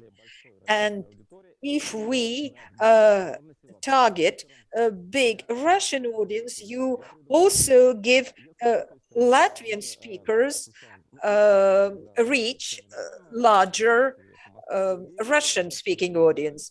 And when we touched upon the Navalny theme, we decided to invite a Latvian specialist as well. We had Latvian toxicologists, chemists, and we saw that an interview with Ivar Skalnić, which would not be so widely popular in Latvia, gained a lot of followers because of the Russian-speaking audience in Russia. We can't afford to focus on specifically Latvian topics, as Anatoly has mentioned, like economic or communal problems. But as soon as we choose a topic which would attract people outside Latvia, that is a success story. And that would also attract the local audience. Another important moment to be highlighted, we talked about different audiences, but what are we witnessing at the moment? It is extremely important to be polite and not to distinguish between people who are pro-Putin and who are not. And we shouldn't stigmatize them and as bad guys. They could be for Putin, they could be not for Putin. And by the way, 46% of the Latvian population have taken a neutral position. And we see how to work with that audience, and we monitor the feedback. So we can talk about the example of vaxxers and anti-vaxxers. We saw the demonstrated tendency towards dialogue at the moment. And of course, we have incidents when somebody calls us from Russia saying, you know, all you are sharing with your audience is lies. It happens, but the main thing is to stay respectful, and things like we'll teach those Russians, we'll show them what they have to do. Well, if Russians are treated as aliens, if they are only being talked down with, the results would be very miserable. I'm taking part now in different discussions, political and others, and I hear the same arguments by politicians. And as soon as they start discussing, what shall we do with that audience? Well, what shall we give them? What shall we not give them? You know, I'm also a taxpayer. I am part and parcel of this society. I pay my taxes. And so if we erect walls here and there, if we say you are the right ones, you are the wrong ones, we may close this discussion because it loses any meaning.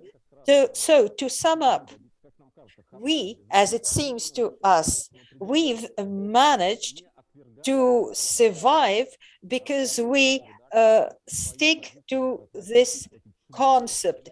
We voice our position as regards this dreadful war. We have labeled Russia as aggressor, but our audience could be at a loss and we should talk to them. Otherwise, there is no way out. Thank you very much. An interesting remark towards monetization. So if we have a differentiated financing system, we work with donors and advertisers and integration and grants and monetizers. And we have a studio of our own, we have our own capacities. And if something happens, we'll be able to mobilize and keep working. Our main resource is the audience's trust. We appreciate that trust. We value it very highly. Of course, we are a commercial enterprise and monetization is important.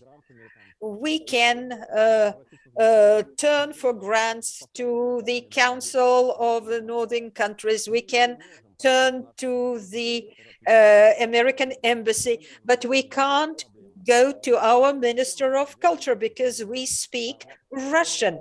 And that is why we cannot expect to be supported. So if Latvia wants something, it needs to make the right conclusions. But I don't see our state making steps in the right direction.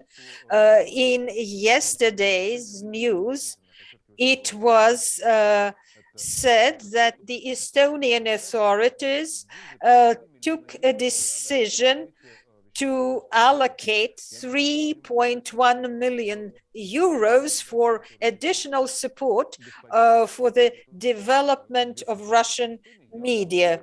I would like to mention a program anchored by Mr.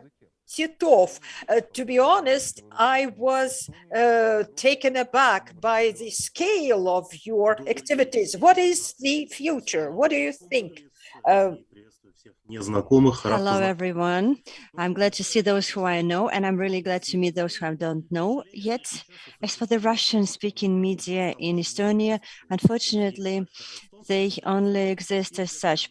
Usually there is a huge Estonian newsroom and a tiny group of Russian-speaking people who are trying to do the same, but with much less resources. As for the ETV Plus channel, it was lucky enough to be launched on time. The thing that was not achieved in Latvia. I have talked a lot about my Latvian colleagues about that. This is a very painful fact for Latvia. And Estonia in this regard was much more forward-looking.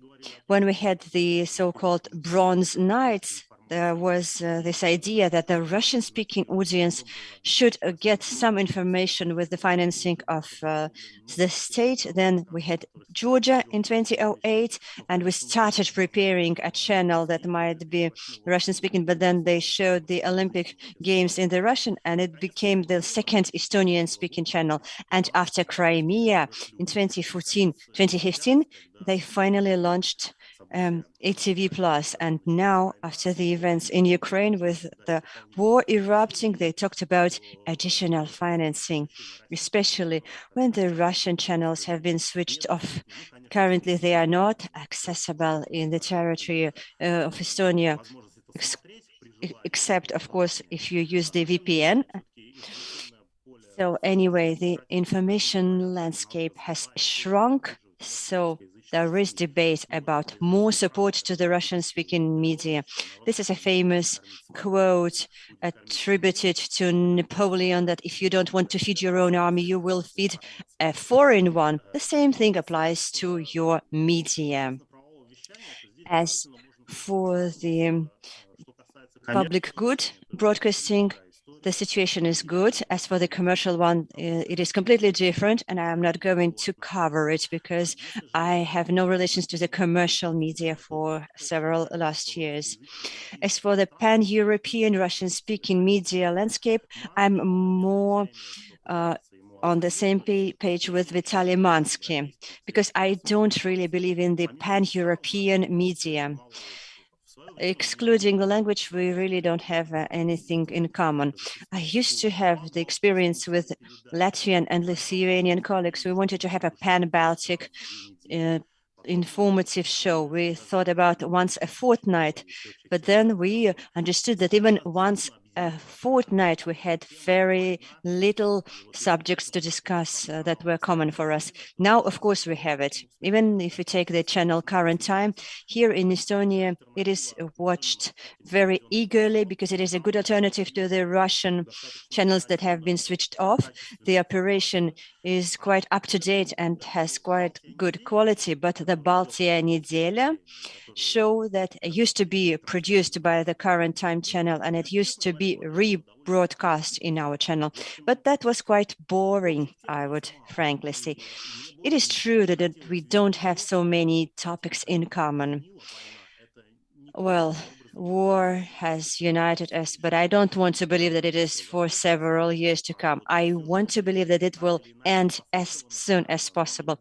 But the things that are related to it will not connect us for so many years.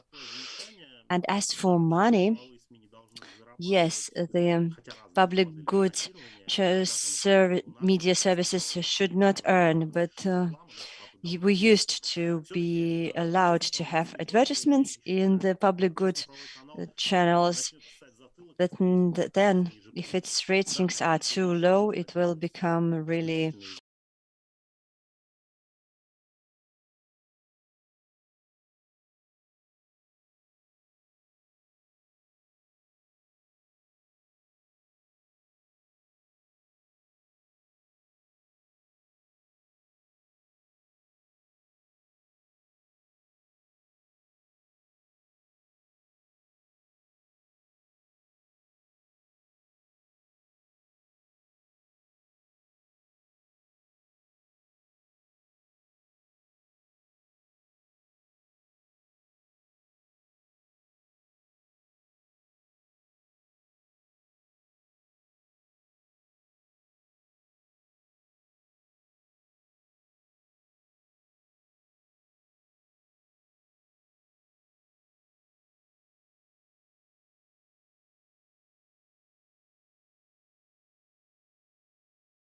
TV channel. Well, as for an entertainment show that could unite the Russian-speaking in the Baltics and Germany and so on, I think where are we going to take the celebrities that are going to be interesting for all the people living in different countries? By the way, it is yet another issue. If the Russian media don't exist anymore, what is going to happen to those media personas? Are there going to be new ones, or it's an interesting subject? Yeah, well, there is an example where we tried to launch quite successfully such a common joint project for the three Baltic states. ETV Plus channel had a show called Bravo. It was a contest for young performers from the three countries.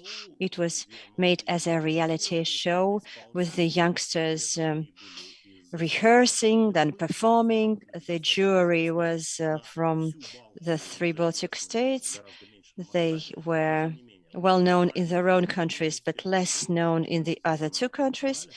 It was on for 2 seasons on our channel, but it's quite a part of history. This is my opinion in short. Thank you very much. And the impression that I get is the further north you go, the more practical you get. I'd like to use this opportunity to ask another question to Mr. Mansky.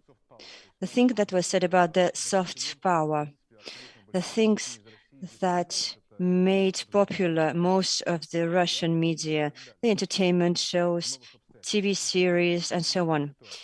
Right now, in the new conditions, taking into account the ideological situation in Russia, is it possible that such content will be produced there, TV series, or is it going to be an never-ending Crimea bridge? Of course, they are going to produce shows, TV series, and so on. Let's have an example of countries that live under sanctions for a long period of time. For example, Iran. They do have TV series. People got used to the circumstances. It's just the level of demand has become lower. The level of consent has become lower. They don't go to expensive restaurants. They go to cheap cafeteria. They don't drive expensive cars. They use something old and unfashionable. But as for the TV and mass media and other institutions, they function. And the internal market is enough when you have a large population. I was surprised in Iran. When I was going there, I was expecting to see a depressive, miserable country without any elements of the modern civilization. They have everything. They don't have American things like Apple, Windows, but Chinese. The Chinese, they have fully filled this market. They have the huge shopping malls, but they are all full of Chinese products. And life goes on, and life includes all the same attributes. Well, there are, of course, some cultural peculiarities, and of course, there are religious constraints, but there is everything, and there is going to be everything in Russia too. Yes, but until recently, the things that were produced in Russia, they were also popular out of Russia, in Europe and other countries. But is the new content that will be produced in the new circumstances, is it going to be more similar to the one in Iran? Well, if Kirkorov starts singing military patriotic songs, will they be popular in Latvia? Do you mean that? Well, not so much, but except for Kirkorov with military songs. Is there something else that is going to be produced in Russia that will be interesting out of it? Unfortunately, I can see, I observe the interest in Latvia towards the military parade on the Red Square. It is being watched in Latvia. It is inspiring here. So if they are inspired by that, why are not they going to be inspired by a contest of military patriotic songs performed by Kirkorov, among others? Why not? It's all happening already. We can see how everything is changing. The Russian entertainment has already been changed. It's already quite patriotic. I'm not a very expert on Russian content right now, but what I can see in YouTube and so on, I can see that the most entertaining programs and shows, including the New Year show, they started including the elements of the state ideology. At the same time, they continue to be consumed in Latvia. There should be audience, and it exists, and the audience should be conquered. The Russian media are competing for it. Sometimes they're effective, sometimes less effective. But I'd like to get back to my concept that the world cannot be covered by a single informative umbrella. Yesterday, I was interviewed by the Japanese, and they were asking the same questions as the other media outlets are asking for my opinion, with one but. After each question, they said, but just make it a little bit more general, because they understand that the Japanese audience is totally out of grip. So I need to explain the difference between the Russian and the Ukrainian languages, for example. So I cannot speak the same language, well, maybe with the Japanese, but not with the Ukrainians, with the Russians, with the Latvians. Each group of the audience requires their own intonation due to their immersion into each subject. Let's name some surnames: Surkov, Pushilin, Tsaryov. What do these surnames say to the Latvian audience? Probably less than to the Russian and Ukrainian. 112. What does it mean, 112? Who knows? But it's the opposition pro-Russian TV channel in Ukraine that, with an order of Zelensky, was banned and shut down. For an Ukrainian, it is totally clear. You say 112, and it's totally a clear picture for a Ukrainian. So there is a special language for each audience, and this should be taken into account. I don't understand how you can create a media in Latvia that will speak the same language to the Latvian audience and the Ukrainian audience. You should respect these minorities in everything and in all their diversity. Thank you. I agree that there are, of course, some generalizations, but there is an important feature when you see the involvement of the audience.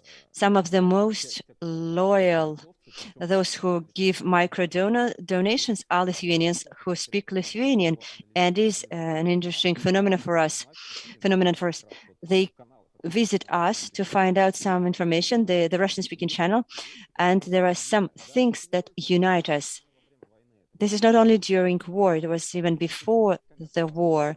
So, of course, there are some opportunities for linking these audiences. We had an experience in Latvia when we had the translation of the newspaper Diena. Now it was offered to digitalize the program, but I don't agree to that. Well, you can just automatically digitize it. No one will watch Panorama with subtitles. And my mother, for example, will not. At the same time, she doesn't support Putin. She is the example of the audience where I doubt, I make mistakes, but she's not going to watch the Latvian Panorama with Russian subtitles. But she might be watching a show similar to Panorama in Russian. We will now switch to Berlin, and then we will get back to all our joys and sadnesses here in Latvia. Mr. Feldman, you used to publish very different periodicals and newspapers in Russian. What is your vision of the Russian language media? Is the existence possible only on the commercial platform, commercial base? Do we have Mr. Feldman having joined us? We do see that Mr. Titov is indulged in his telephone. Okay, then we'll switch over to a different level of localization. And we'll switch over to a Daugavpils portal Chaika LV.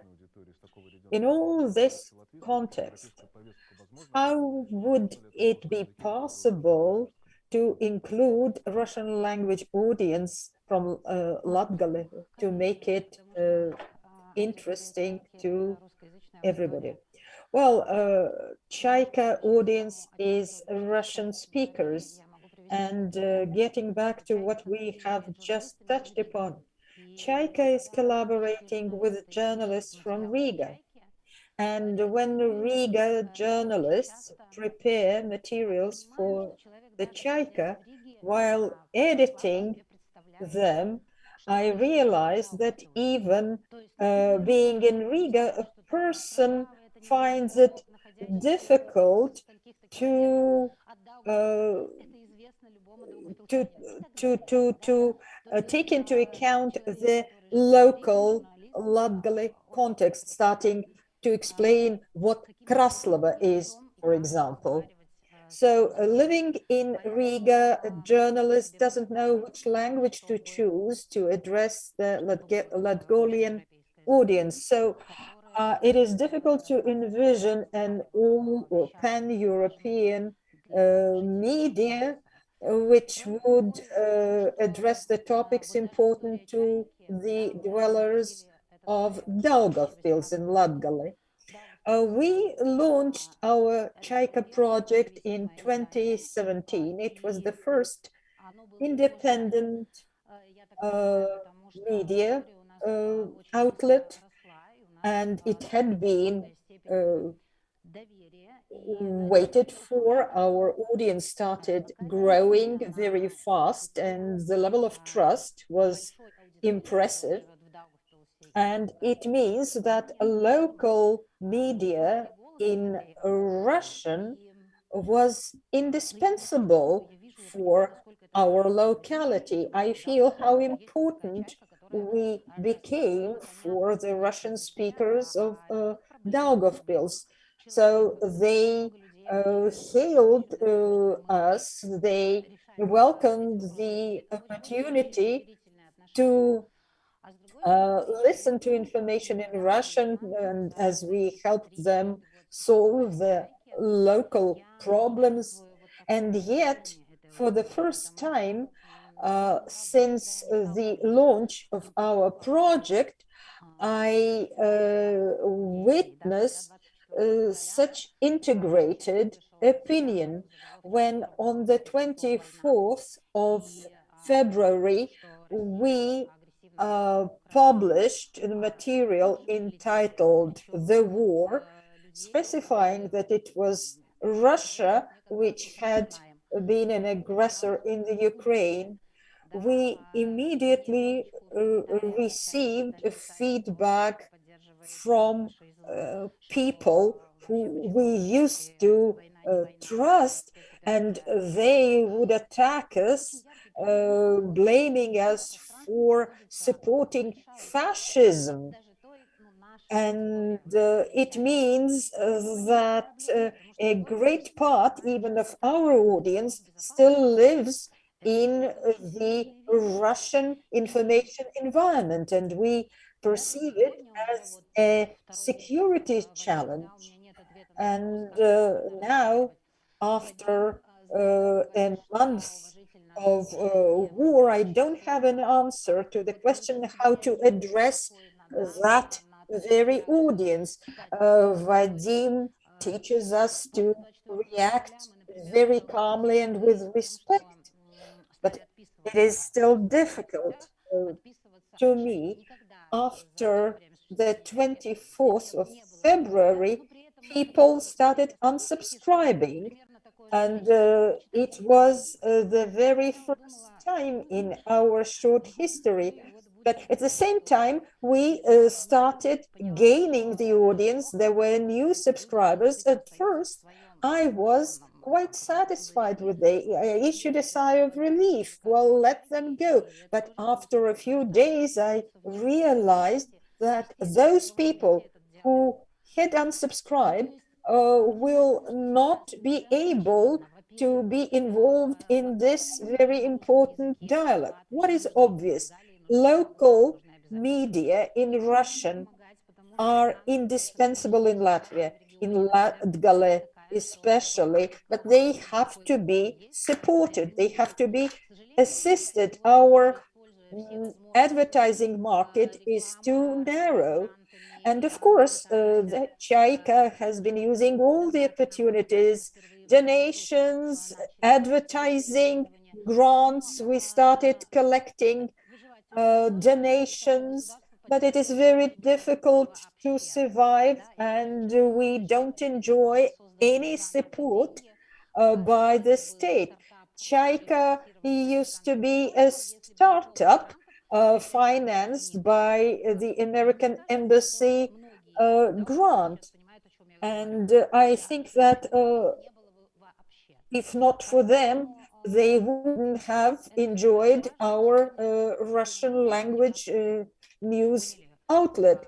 And at this moment, it is extremely topical. We understand that there is no integrated society in Latvia. We have different information environments, different cultural environments, and of course, all audiences are to be addressed in their native language. Thank you very much. And now we switch over to Berlin. Mr. Feldman, will you please say something so that we can check the sound? No, we can't hear you. Will you please press the button? There should be that magic button.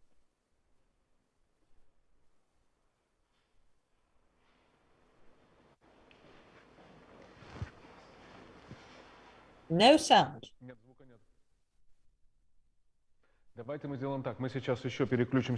us try to switch over back to Riga, and while technicians will try to do something about the sound.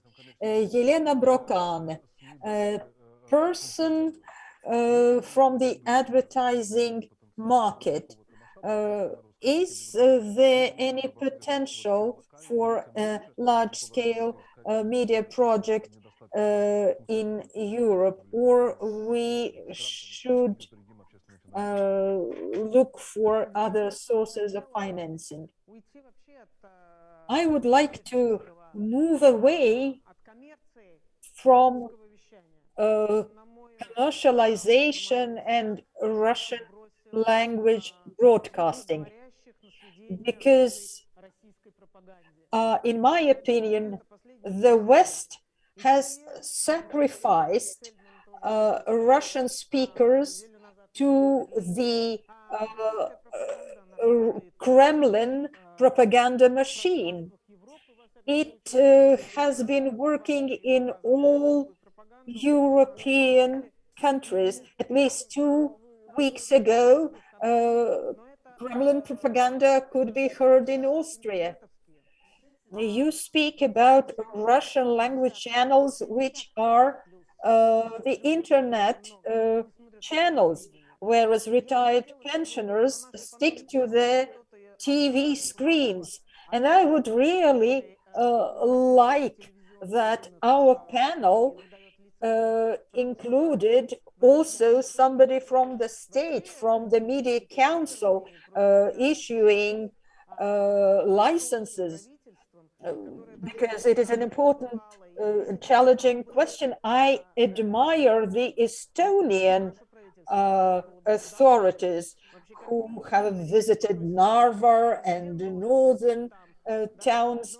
Our authorities, our president should have come to Daugavpils and stay there for a week to witness firsthand what was going on there. And my opinion is that the Russian language media in Latvia are to be financed by the state.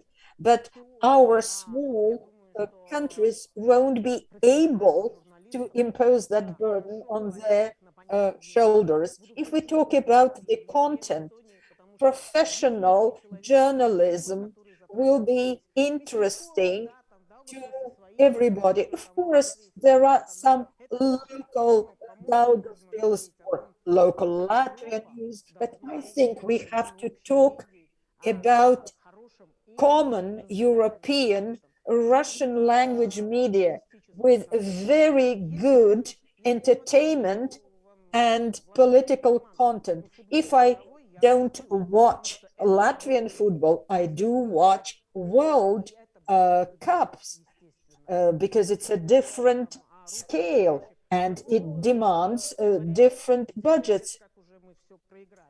when it comes to Russian speakers of 60 plus, we have lost that battle already.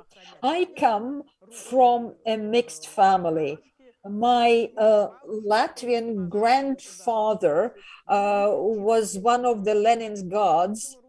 My Russian grandmothers were from a totally different background. I graduated from a Russian language school, but my university years were spent in the Latvian environment, and I understood the necessity of the Latvian language. Yes, our grandchildren are to be taught Latvian because they attend Russian language schools, and so on and so forth. And thus, my children, my parents had never celebrated the 9th of May, but 9 or 8 years ago, they started celebrating it because of the propaganda, which is quite obvious here. I think that we really need a very high quality, expensive pan-European content. I represent an international company, advertising company here in Latvia, and we don't deal with media now, mostly commercial sector, but I am a journalist by education, and my father is a journalist, and I see how they write in Latvian, I understand both languages very well. I understand all the shades and nuances and the differences. And of course, it is extremely important that the media meant for the Russian speakers are genuine, created by Russian speakers and not being translated. For example, nationalism for the Russian speakers is equivalent to fascism. For a Latvian speaker, a nationalist is a patriot, and that is a ground for a fight. And that is why I think there is an urgent need for a Russian language TV channel and the radio and internet at the pan-European level, and it has to be financed by the EU. Although, if we talk commerce, and I have been represented here as editor of, as a manager of JCDecaux Latvia, well, it is very difficult for us to receive any Russian money now, although we used to be very much supported by the Russian speakers. Thank you. I'd like to continue what you started saying, passing to Mr. Burr. You discussed the perspective of the media outlets, and you said that the Russian-speaking audience should have the right to get high-quality information in the native language, and this is a great way to counteract disinformation. Each false statement can be counteracted, or otherwise you help the media that show truth. I'd like to ask you, and then to ask Mr. Feldman, taking into account all the events in Germany, then to Anatoly, Vadim, and you, taking into account the specificity of Daugavpils. How can we now deal with people who for many years have been listening to propaganda and started eventually believing this propaganda? Can we pursue them, and if yes, how? because this is why we are talking about it. If we are creating a media with the commercial money, with the EU money, if it fails to fulfill this function, then it will be not that great. I keep on thinking about it all the time and have been doing that for a long time. But with regard to Russia, because it is a country that I am well aware of. I just left it a month ago. So what I'm listening here during all this discussion about the Baltic states, it's extremely interesting for me, but I cannot relate to you. I cannot judge about your statements. I'm just very interested. But I have an opinion with regards to the propaganda. And my opinion is quite radical.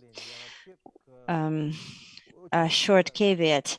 I am very negative towards TV as a medium, even though I have worked at the TV for 17 years in different positions, but the TV is very harmful to the cognitive capacities of a person, even a very high quality TV. I'd like to stress that even my favorite TV, Dost, that I used to cooperate with until the very its last day, because it teaches a person to be relaxed and to perceive information without criticism. This is a one-way road. It is really very easy to become used to it, but it is really very difficult to get rid of this habit. This is why my answer is what to do with the young generations. The answer is clear: to teach them media literacy from school, to make it a mandatory subject. Media literacy in Scandinavia, in Canada, and other countries, it is already a fact, as far as I know. This is one course of action. And what to do with those people whom you asked about? It is a sad story because there is no short and easy solution. What I have imagined now, Putin, all and the good forces of light and joy come to the power, but the people remain the same. What should we do? First, switch off all the state channels and leave one state channel. And for 1 year, this TV channel should show counter propaganda built on the same methods and the same tactics, but it should be counter propaganda from the point of view of ideology. And after that year, no state television in Russia, only private initiatives, grants, and so on, if someone has enough money, but not for the state money. That's my course of action. Thank you so much. Mr. Feldman, can you hear us? Yes, I can hear you all the time. What about you? Hello. Hello. Great. Finally, we also can hear you. I both see and hear you. That's just great. It's extremely interesting, fascinating. Well, about convincing people who have consumed this propaganda for many years. In the context of what is going on now in Germany, the rallies, car rallies in support of Putin's action in Ukraine. What are the tools that we can use to persuade at least a part of those people? First of all, let me say hi and say that I'm really glad to see you. Thanks to all the colleagues. The discussion is extremely interesting, exciting. But there are some parts in this discussion, let me be candid. There are some elements of déjà vu. As Brodsky said, I am getting back to my youth. The things that my colleagues are discussing, we used to discuss them with great passion 20, 25 years ago, 15 years ago. My media structure in Germany has been active for 26 years. Until the 24th of February, it used to be called Russkaya Germania, Russian Germany. It's a great publishing house with TV, internet, and so on. And My audience are the people that we are talking about. Is a great mass of people. It's much bigger than any of the Baltic states. Because before the war, we had 4 million Russian-speaking living in our country, official census data. A lot of them are Russian Germans, that is ethnic Germans, who for many generations have been living in Russia, and after the perestroika got back to Germany. Several million such people. Me and my brother established a newspaper, Ruski Berlin, in 1997. It was Ruska Germania, and all this publishing house was renamed on the 24th of February. They are now called the German edition, Redakcja Germania. Some of them got lucky because their name could have been preserved. We were solving the issues on bridging the global and local. It is solvable quite easily. I'm not going to spend your time. It can be solved. You can bring together, you can make in such a way that people who live in a region could be interested and that they could also get the globally important information. That could be a mishmash of what can be produced. I was really fascinated to hear about Chaika. It is a very important point. You don't want to spread Chaika across the entire Europe.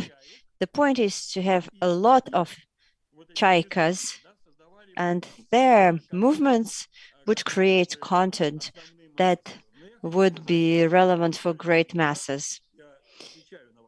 I am answering your question, but I would also like to come to it from afar. It is a combination of commercial and state-financed. If we want to be successful, then we should fight for commercial success. Only then we will get the rest. Commercial success is the period that is the driving force for all the rest. You cannot change the interests of people by shutting off certain channels or imposing other channels. Believe me, it is not feasible. We have been doing that throughout our whole life. We all are involved in propaganda in a very good sense, because we all remember what propaganda means. But let's have a look. The first channel, the channel 1, mentioned a lot. Do you know its annual budget? Last year, it was $1.6 billion. $1.6 billion. RTR, similar budget.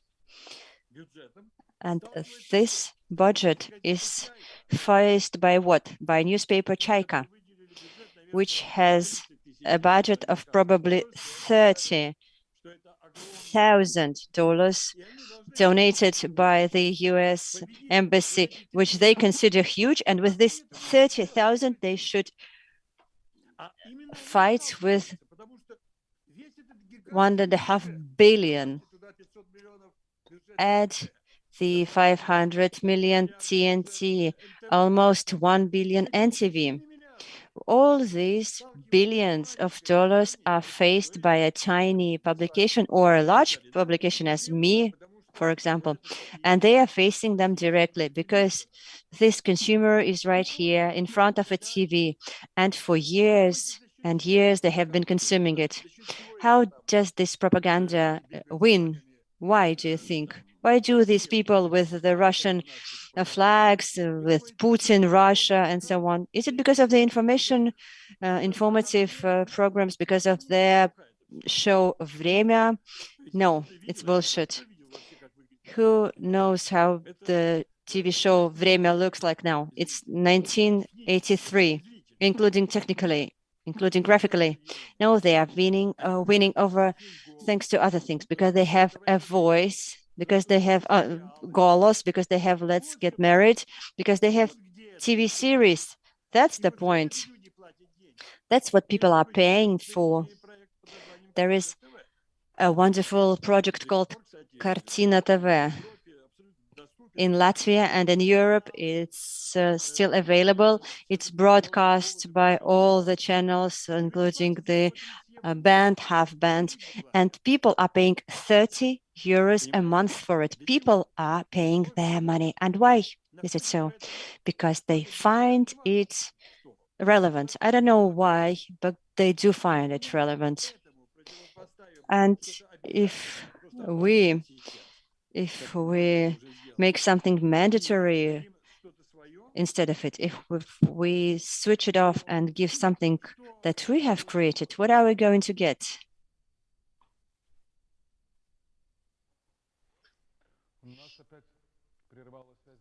Again, we have no connection with Berlin. But in this situation, what Ilya and Boris have said, I'd like to ask a question to Anatoly. The Russian channels have now been banned. I'm talking about the Russian-speaking audience that used to consume Russia-based content, and to a large extent, due to well-understood reasons, this audience perceived information in the same way as in Russia. Now the Russia-based channels have been switched off, including the fishing channel or hunting and fishing. So we're not talking about now a single channel because you are not in for propaganda, but you are for journalism. So how many channels do we need to get any results, or is it unfeasible at all? Those people who used to watch Russia-based TV, are they going to read Delphi and change their opinion? First of all, let's be honest, we used to be the largest media even before the Russia-based channels were switched off. For the entire 20 years, people find news about Latvia on my website and also on TVNet. And it is normal, and it is going to be like that. The other thing is that if we wanted to persuade them, if that was our task, then we could do that. Is it on? We'll make it later. Please go ahead. Frankly speaking, I don't know, because we never had such a goal. I always thought that propaganda or counter-propaganda should be created by specially educated people, while journalists and media have just to make their work professionally, and that is already enough. This professional work, what I wanted to underline, what you are doing, is it going to be capable to change the results of so many years of propaganda after they have been switched off physically? You're not going to hang everyone. We are in the EU. We have values, democracy. We will never be able to ban and shut off everything. So in reality, people will continue watching. But I don't think that I wouldn't judge them. People are really very different, diverse. We heard here that pensioners watch TV and they believe everything.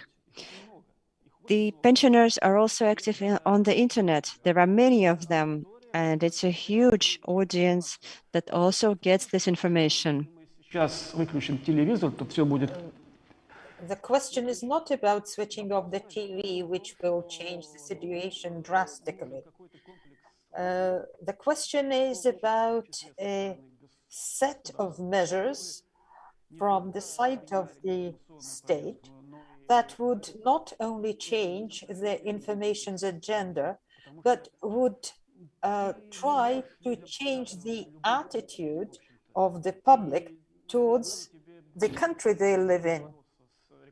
Because you can show any pictures and you would find it difficult to compete with the ads from the first channel. The main thing is to try different means to make that Russian-speaking audience feel the sense of belonging to Latvia. At a certain point, the government, the state, has to decide whether the audience in question belongs to Latvia or they perceive them as aliens. They have to decide what their attitude is. And now, in the moment of fear and threat, they start remembering that there is a big chunk of Russian-speaking population. But as soon as the threat is over, the problem remains unsettled, unsolved. Another problem which hasn't been raised here, we need to be aware of the fact that there is a generation gap and young people are less perceptive to the propaganda.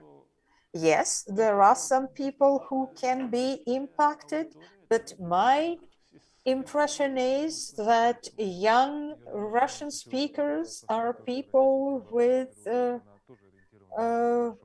European values. And of course, we have to remember that the Russian propaganda mostly targets older population. They don't work with the younger audiences. First, we need to return to Mr. Feldman and comments by Ilya and Lena. We can't underestimate the Russian propaganda machine.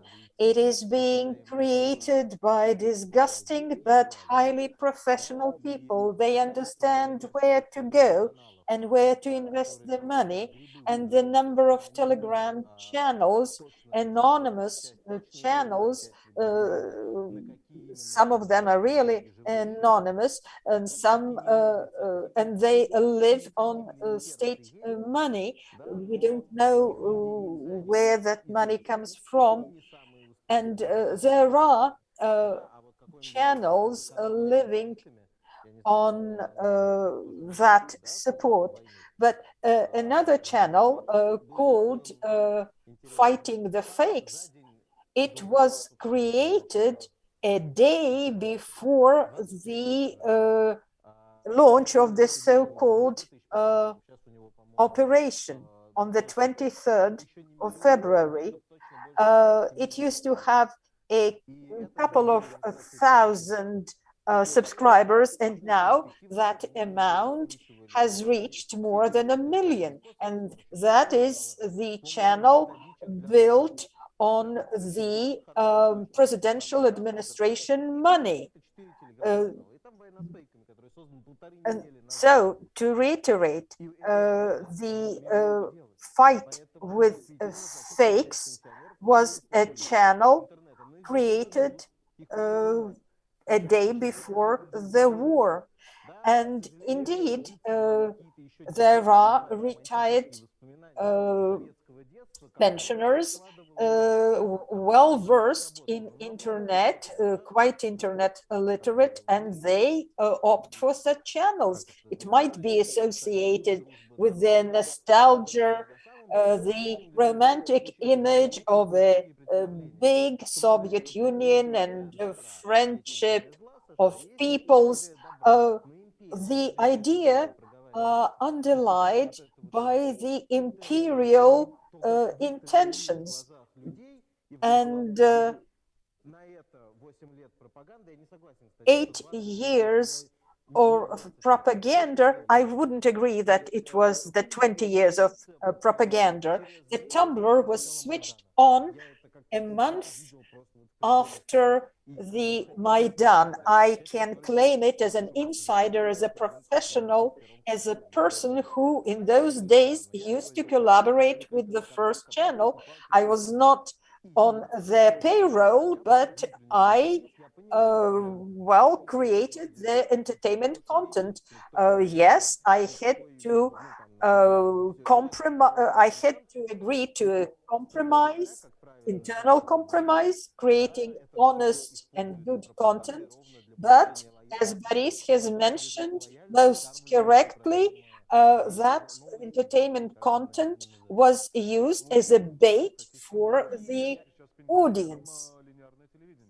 And now there is linear TV for the pensioners. There are state media in the internet. They branch off and they process the audience, which have swallowed the bait. So in mass media, when there are verbal fights, people would invite their opponents to switch off the TV, to which they would get a retort that they don't use TVs at all, but they consume internet content. And so in this situation, when the independent media are suppressed, they tend to lose to the state supported mechanisms. A question to Andrei Titov, representing Estonia. Andrei, what do you think as you reach the Russian-speaking audience in Estonia? How loyal are they to the Estonian state? Wow, that's a difficult question. First and foremost, Russian speakers are not homogeneous. If we try to measure the average temperature in hospital, I would probably opt for 6 out of 10. I might be overly optimistic, but I still think that in Estonia, there are more than half of Russian speakers who tend to trust the official viewpoint of the West more than what Russian propaganda is feeding them. But again, it all depends on how you formulate the question. If you ask people whether Russia is right having attacked the Ukraine, maybe more than half of local Estonian Russians would say yes. But if, for example, we would ask their opinion towards the fact that somebody would like to create a Narva republic in the north of the country, the overwhelming majority would probably say no. But the average opinion, well, if 95% of Narva population are Russian speakers, with 30% of them being Russian citizens, and they still wouldn't vote for secession, that is a great achievement by the Estonians. In Daugavpils, the situation would be totally different. I don't have any statistical data, but indeed in comments you can read that the Russian speakers would welcome Putin and they would expect him to come here and protect them.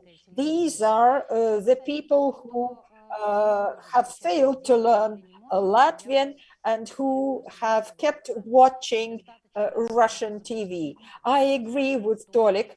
It is not enough to launch a tough, expensive information channel for the Russian speakers before each and every politician is responsible for each and every word they utter, before the authorities have come to Daugavpils and have addressed the Russian speakers in good Russian.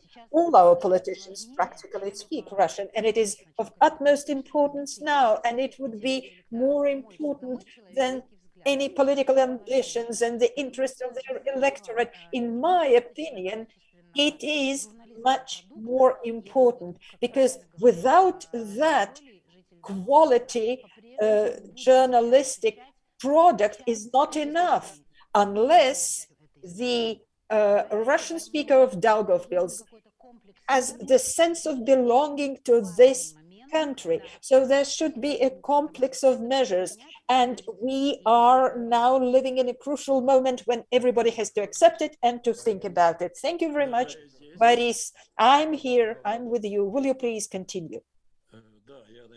So I might have been too passionate for the connection line.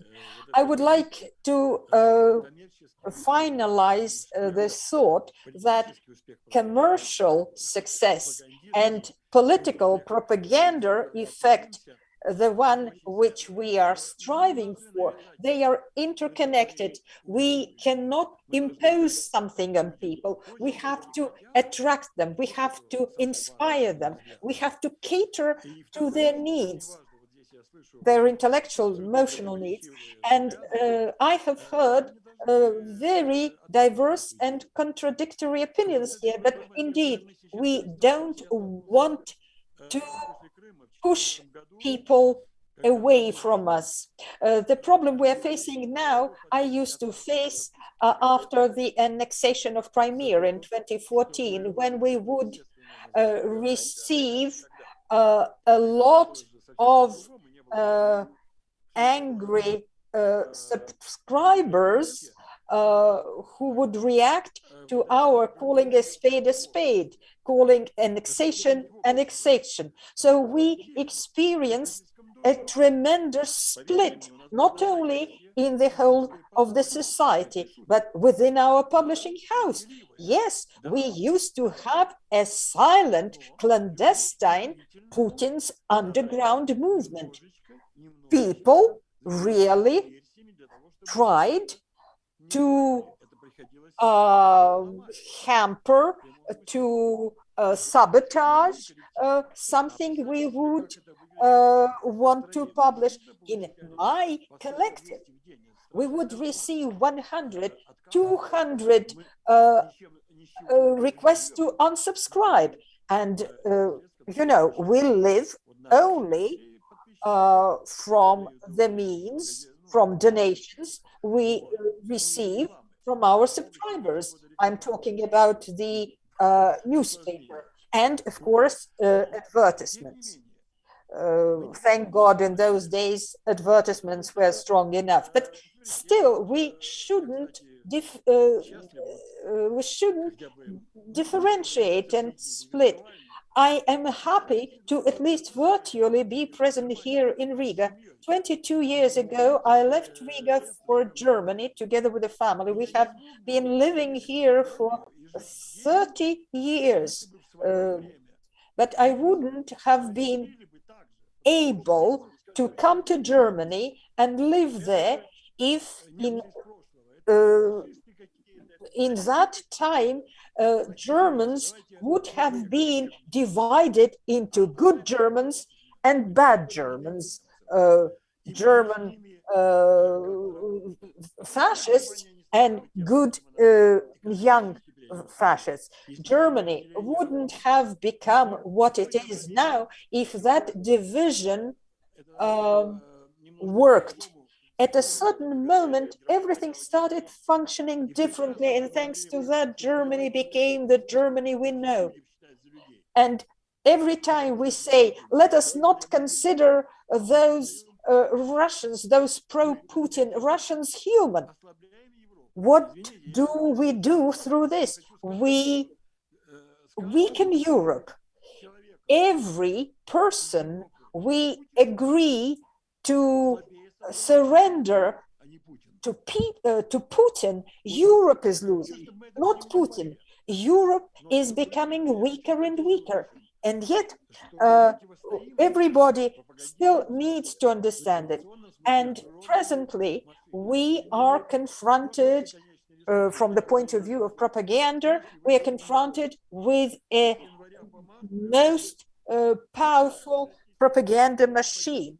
From January to March, the support of the authorities to propaganda media has grown by 3 times, and it is only direct support of 17 billion. We are talking about Europe here, but there is America and Israel, there is Ukraine also in need of our support, and not only support through tanks. We need, in order to confront Putin's propaganda machine, to create such structures that would be capable of competing. Presently, what forces are confronting Putin now? Yes, of course, the heroic Ukrainian army, but we can't forget about the NATO. Without NATO, Ukraine wouldn't be able to achieve what it has achieved, and we need such a structure akin to NATO, which would enable us to cooperate, to collaborate. I can already say that we can do a lot engaging people who are taking part in our today's event. And of course, we need the assistance by the politicians, because only them can take decisions concerning significant financing which we need. What is it, €1 billion? It's a tank brigade that might probably be given by Germany to Ukraine. What is a tank brigade? It goes to a battle and there is no such brigade anymore. But €1 billion is a good, high-quality TV channel that would not kill those tiny soldiers, but will keep them alive, and instead will change their perception and will bring them back into reality. How many brigades can we send there? Our resources, our human resources are also not that great. So this money, I mean partially the money that is going to be spent for a great war, and we all understand that it is only in the future, this episode of a war where we could together might be winning, or I mean now, or at least some